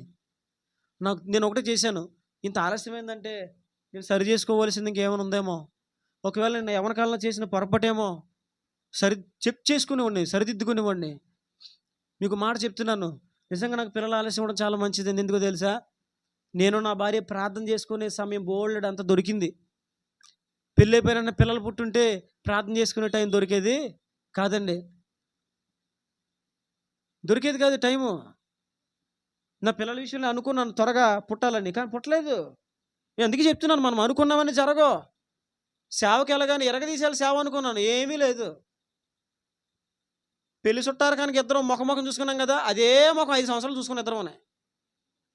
నిజం, ఎదురు బెదురు కూర్చొని నా ముఖం ఆవిడ ముఖం ఇంకా నేను పాటలు పాడుకోవడం, మొఖాలు చూసుకోవడం, పాటలు పాడుకోవడం, మొఖాలు చూసుకోవడం. ఆ రోజు చూసుకున్న ముఖం 5 సంవత్సరాలు అదే బాని. నా ముఖం ఆవిడ ముఖం నేను, నా ముఖం ఆవిడ ముఖం నేను, ఇక అదే ముఖాలు. ఎంత అవుతుందండి? సేవకి వెళ్ళగానే పెద్ద సేవ ఎరగదీసాలని ఏమి లేదు. నేను మాట చెప్తున్నాను, ఏది జరిగినా, ఎంత వ్యతిరేకత వచ్చినా, కష్టం వచ్చినా, ఆలస్యమైనా ప్రతిదీ మేలుకేనండి బాబా, మేలుకే. ఇశ్రాయేలీలు ముందు వాళ్ళ ఆత్మీయ సంగతుల గురించి ఆలోచించే వాళ్ళు కాదు. ఇశ్రాయేలీలు దేవుని హృదయాన్ని గుర్తించిన వాళ్ళు కాదు. దేవుని హృదయం గుర్తించిన వారు కాదు కాబట్టి అవసరాల కోసం వెంపర్లాడారు. దేవుని హృదయం గుర్తించేవారు కాదు కాబట్టి శోధన వచ్చినప్పుడు కృంగిపోయారు. దేవుని హృదయం గుర్తించిన వారు అసలు కృంగిపోరు, నిరాశ రానివరా, జరిగితే జరగనే, పోతే పోనే, ఉంటే ఉన్నతియా అంటారు. అర్థమవుతుందా? సేవ విషయంలో ఆలస్యం అర్థమవుతుందండి. పిల్లల విషయంలో చెప్పండి, ఏంటది? ఆలస్యం. నేను అనుకున్నట్టు ఏది జరగలా. సేవలో పరిచర్య వెళ్ళగానే పరిచర్య చేయాలనుకున్నాం, లేదు. పిల్ల అవ్వగానే పిల్లలు పుట్టాలనుకున్నాం, లేదు. నేను ఒక మాట చెప్తున్నాను, ఇవన్నీ నా మేలు కోసమే జరిగినాయి. దేవుని మహిమ కలుగును గాక. పెళ్ళైన పిల్లలు పుట్టకపోవడం, ఇద్దరం కలిసి ప్రార్థనలో స్థిరపడడానికి ఇది ఒక మార్గంగా మార్చబడింది. సేవకు వచ్చిన సేవ దేవుడు ఇవ్వకపోవడం, గొప్ప సేవ అనుభవాలు నేర్చుకొని మరింత శ్రద్ధతో సేవ చేయడానికి ప్రోత్సాహకరమైనటువంటి విధానముల ముందు కొనసాగడానికి ఈ పరిస్థితి నాకు ఉపయోగపడింది. సేవ ఆలస్యం అవడం వల్ల మరింత జాగ్రత్తగా, క్రమముగా, మర్యాదగా దేవుని సేవ వాక్యానుసారంగా చెయ్యాలని ఒక నిర్ణయంలోనికి రావడానికి ఈ ఆలస్యం ఉపయోగపడింది. ఒకవేళ ఈ ఆలస్యం కాకపోయి ఉంటే నేను సేవలు చేసి ఉండడం. అర్థమవుతుందండి? ఆలస్యం చేశాడు కాబట్టి దేవుడు ఈ రోజున అన్నీ ఆలోచించుకొని జాగ్రత్తగా సేవ చేయాలి. మొహమాట పడకూడదు, దేనికి మాట్లాడాల్సిన చోట మాట్లాడాలి, హెచ్చరించాల్సిన చోట హెచ్చించాలి, ప్రేమించే చోట ప్రేమించాలి, గద్దించే చోట గద్దించాలి, విశ్వాసాలను విలువగా ఎంచాలి, వాళ్ళ విషయంలో బాధ్యత కలిగి ఉండాలి, వారిని నమ్మకంగా జాగ్రత్తగా నడిపించుకోవాలి. చూసి చూడంటే ఊరుకోకూడదు, ప్రేమతోనైనా హెచ్చరించైనా గద్దించైనా ఏదో విధంగా వాళ్ళకి చెప్పాలి అన్న ఒక కమిట్మెంట్ ఈ రోజున ముందుకు సాగడానికి గల కారణం ఆ రోజున దేవుడు సేవ ఆలస్యం చేశాడు కాబట్టి. లేకపోతే నేను కూడా చులకనగా సేవ, జనాలు రాగానే జనాలు వచ్చారే అని చెప్పేసి 4 మాటలు దొలగొట్టేసి అలాగే చేద్దురేమో. కానీ ఈ రోజున నా హృదయంలో ప్రతి క్షణము రేగే మంటంటే తెలుసా, సేవ చేస్తే నమ్మకంగా చెయ్యాలి. ఎలాగా? ఆదివారం 2 గంటల గెంటేద్దాంలే, ఆ భావన నాకు లేదు. ఆ భావన నాకు లేదండి. ఏదో గెంటేద్దాం గడిపేద్దాం లేదు. జరిగిన ఆరాధన నమ్మకంగా జరగాలి. ఖచ్చితంగా మేము దీవెన పొందాలా, వచ్చిన ప్రజలు ఆదరించబడాలి, బలపరచబడాలి, ప్రోత్సహించబడాలి, సరిచేయబడాలి. ఖచ్చితంగా ప్రయోజనకరంగా ఉండాలి ఆరాధన. ఒక బాధ్యతగా చేయడానికి ఎంత ముందుకు రావడం గల కారణం ఏంటో తెలుసా? దేవుడు ఆ రోజున నేర్పించిన పాఠం. నేను రాత్రిని హాస్పిటల్లో నా భార్య దగ్గర ఉండలేదు. ఎందుకు ఉండలేదు తెలుసా? ఇక్కడ సేవ ముఖ్యం ముందు. అలాగే నా భార్యను వదిలేసి ఉండేం కాదు, పట్టించుకుంటాను. తన విషయమైన బాధ్యత నాకుంది. కానీ పరిచర్య ఉన్నప్పుడు కొన్నిసార్లు తప్పదు. పరిచర్య బాధ్యత ముఖ్యం. అందుకే వచ్చేసాను. ఇప్పటికి ఇంకెళ్ళా, సాయంకాలం వరకు వెళ్ళను. వీడు అవ్వగానే మళ్ళీ నేను శ్యామ గారు కాసేపు ప్రార్థన చేసుకోవాలా. ఆ తర్వాత మళ్ళీ వ్యక్తిగతంగా ప్రార్థన చేసుకుంటూ వెళ్తాను. 4కి 5కి వెళ్తాను. ఇంత బాధ్యత కలిగి ఎందుకు ముందుకు సాగుతుందని తెలుసా? ఆ రోజు దేవుడు పరిచయం లేకుండా గడ్డు పరిస్థితులు నడిపించాడు కాబట్టి. లేకపోతే ఈ బాధ్యత నాకు ఉండేదా? 2 మాటలు తొలగొట్టుకుని హల్లెలూయా స్తోత్రం గ్లోరీ కమాన్ అని యేసు నామములో అడుగుతున్నాం తండ్రి ఆమేన్, ప్రార్థించుకుందాము అని పంపించేస్తాను. అర్థమవుతుందండి? అలా లేదు. ఇప్పుడు జనాలు వచ్చినా రాకపోయినా ఒకరు వచ్చిన బాధ్యతగా చేయాలన్న ఆలోచన ఎందుకు వస్తుందో తెలుసా? ఆ రోజు దేవుడు పాఠాలు నేర్పించాడు కాబట్టి, ఆ రోజున ఆలస్యమైంది కాబట్టి. అదవుతుందండి. ఇక్కడ గుర్తించండి, మనం అనుకున్నట్టుగా అది ప్రతిదీ జరిగిపోదా? అదవుతుందా? జీవితంలో మనం అనుకున్నట్లుగా ఎప్పుడు మేలుకరంగా ముందుకెళ్ళము. కొన్నిసార్లు ప్రమాదాలు ఉంటాయి, ఇబ్బందులు ఉంటాయి, ఇరుకులు ఉంటాయి, ఆటంకాలు ఉంటాయి, అడ్లు ఉంటాయి, అన్నీ ఉంటాయి. కానీ ఒకటే నువ్వు గమనించు, ప్రభా ఇలా వచ్చిందంటే ఏమో మేలు చేస్తామేమో నాయనా ఏంటిదే. అందుకే చివరికి ఒక మాట చెప్తాను చూడండి. పౌలు గారు కూడా ఒక మాట మాట్లాడారు. చివర అన్నాడు, పొడిగిచ్చేస్తాడు అనుకోద్దు, ఇంక చివరంటే ఇంక చివరేక. రోమిలు రాసిన పత్రిక 8వ అధ్యాయము 28వ వచనం.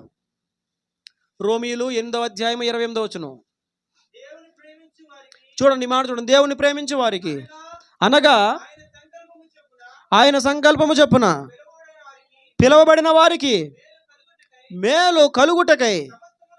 చూడండి, సమస్తము సమకూడి జరుగుచున్నవని ఎరుగుదము, దేవునికి మహిమ కలుగును గాక. చూడండి, కింద ఫుట్ నోట్లో రాయబడింది, మేలు కలుగుటకై దేవుడు సమస్తమును సమకూర్చి జరిగించుచున్నాడు. బైబిల్లో రాయబడిన మాట అంటే దేవుని ప్రేమించు వారికి అనగా ఆయన సంకల్పము చొప్పున పిలువబడు వారికి మేలు కలుగుటకై సమస్తమును సమకూడి. సమస్తము అంటే చెప్పండి, బాధ, కష్టం, ఆశీర్వాదం, శాపం, దరిద్రత, కరువు, ఖడ్గం, ఇంక అన్నీ వ్యతిరేకతలు, నిందలు, అవమానాలు, సమస్తము మేలు కలుగుటకై సమస్తము సమకూడి జరుగుచున్నవి. దేవునికి మహిమ కలుగును గాక.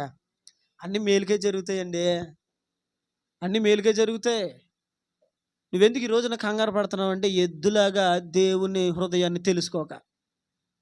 ఎద్దు తన యజమానుని బాగా ఎరిగి నడుచుకుంటుంది. నువ్వు దేవుని హృదయం తెలుసు. ఈరోజు అడుగు దేవుని ప్రభా, నీ హృదయం కంప్లీట్గా తెలుసుకోవాలయ్యా. ఎద్దుకి తెలిసింది తన యజమానుని గురించి, కానీ నాకు తెలియలేదయ్యా. చూడండి, గేదెలు కూడా అంతే, తమ యజమానులు బాగా తెలుసు అట్లకి. మేము జార్ఖండ్ వెళ్ళినప్పుడు 2014లో మాతో పాటు ఒక ఆయన వచ్చారు. ఆయన పేరు యోహాన్ గారు. ఇటు దివిసీమ కోడేరు ప్రాంతం నుంచి వచ్చాడు ఆయన మాతో పాటు జార్ఖండ్. ఇప్పుడు జార్ఖండ్లో ఒక 3 రోజులు మా నాన్నగారు సభలు ఏర్పాటు చేశారు అక్కడ. అయితే దానికి ముందు ప్రార్థనలు చేసాం, 2 రోజులు ఎన్నో ఉపవాస ప్రార్థనలు చేసాం ఆ సభల కోసం. ఆయన మాతో పాటు వచ్చాడు. ఇక్కడ ఆయనకి చదువు లేదు. ఇంటి దగ్గర ఆయనకి పశువులు ఉన్నాయి, గేదెలు ఉన్నాయి. మరి 2-3 ఉన్నట్టున్నాయి గేదెలు. అందులో ఒకటి పాడి గేదె అనమాట, పాలు ఇచ్చేది. ఈయన వచ్చేసిన తర్వాత ఈయనకి ఫోన్లు ఏంటంటే, మీరు వెళ్ళిపోయిన తర్వాత నుంచి పాలు ఇవ్వట్లా. ఎవరెళ్ళినా తన్నేస్తుందంట పట్టుకొని. ఏం చేస్తుందండి? ఎవరెళ్ళినా తన్నేస్తుందంట, ఒక్క తన్నుతుందంటగా. పాలు ఎవ్వరికి ఇవ్వట్లేదంట. ఎందుకు ఇవ్వట్లేదు? తన యజమానుని గురించి దానికి బాగా తెలుసు. దేవునికి మహిమ కలుగును గాక.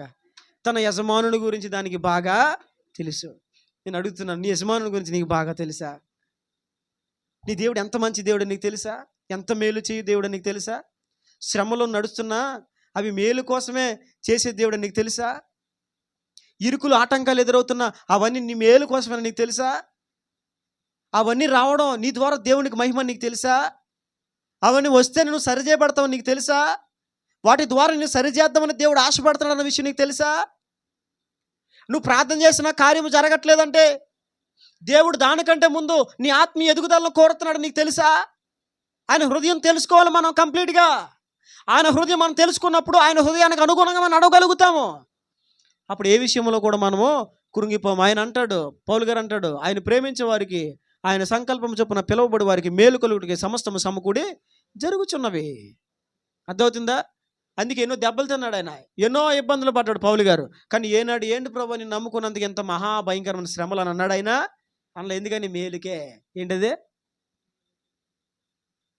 మనం ఏం చేస్తాం చెప్పండి? మనం ఏం చేస్తాం? అంత నా మేలుకే ఆరాధన. మనోళ్ళు చూడాలండి ఆరాధనలో ఈ పాట అట్టుకొని దొల్లగొట్టేస్తారండి. ఆరాధనాపను స్తుతించుట మానను, ఆరాధనాపను స్తుతించుట మానను, స్తుతించుట మానను, ఆరాధన ఆపను, ఆరాధన ఆపను. ఇక ఆరాధనలు ఉద్యమం చూడాలి. అంతా నా మేలుకు, అంతా నా మేలుకు, అంతా నా మేలుకు దొల్లగొట్టేస్తారు. కానీ కష్టం రాగానే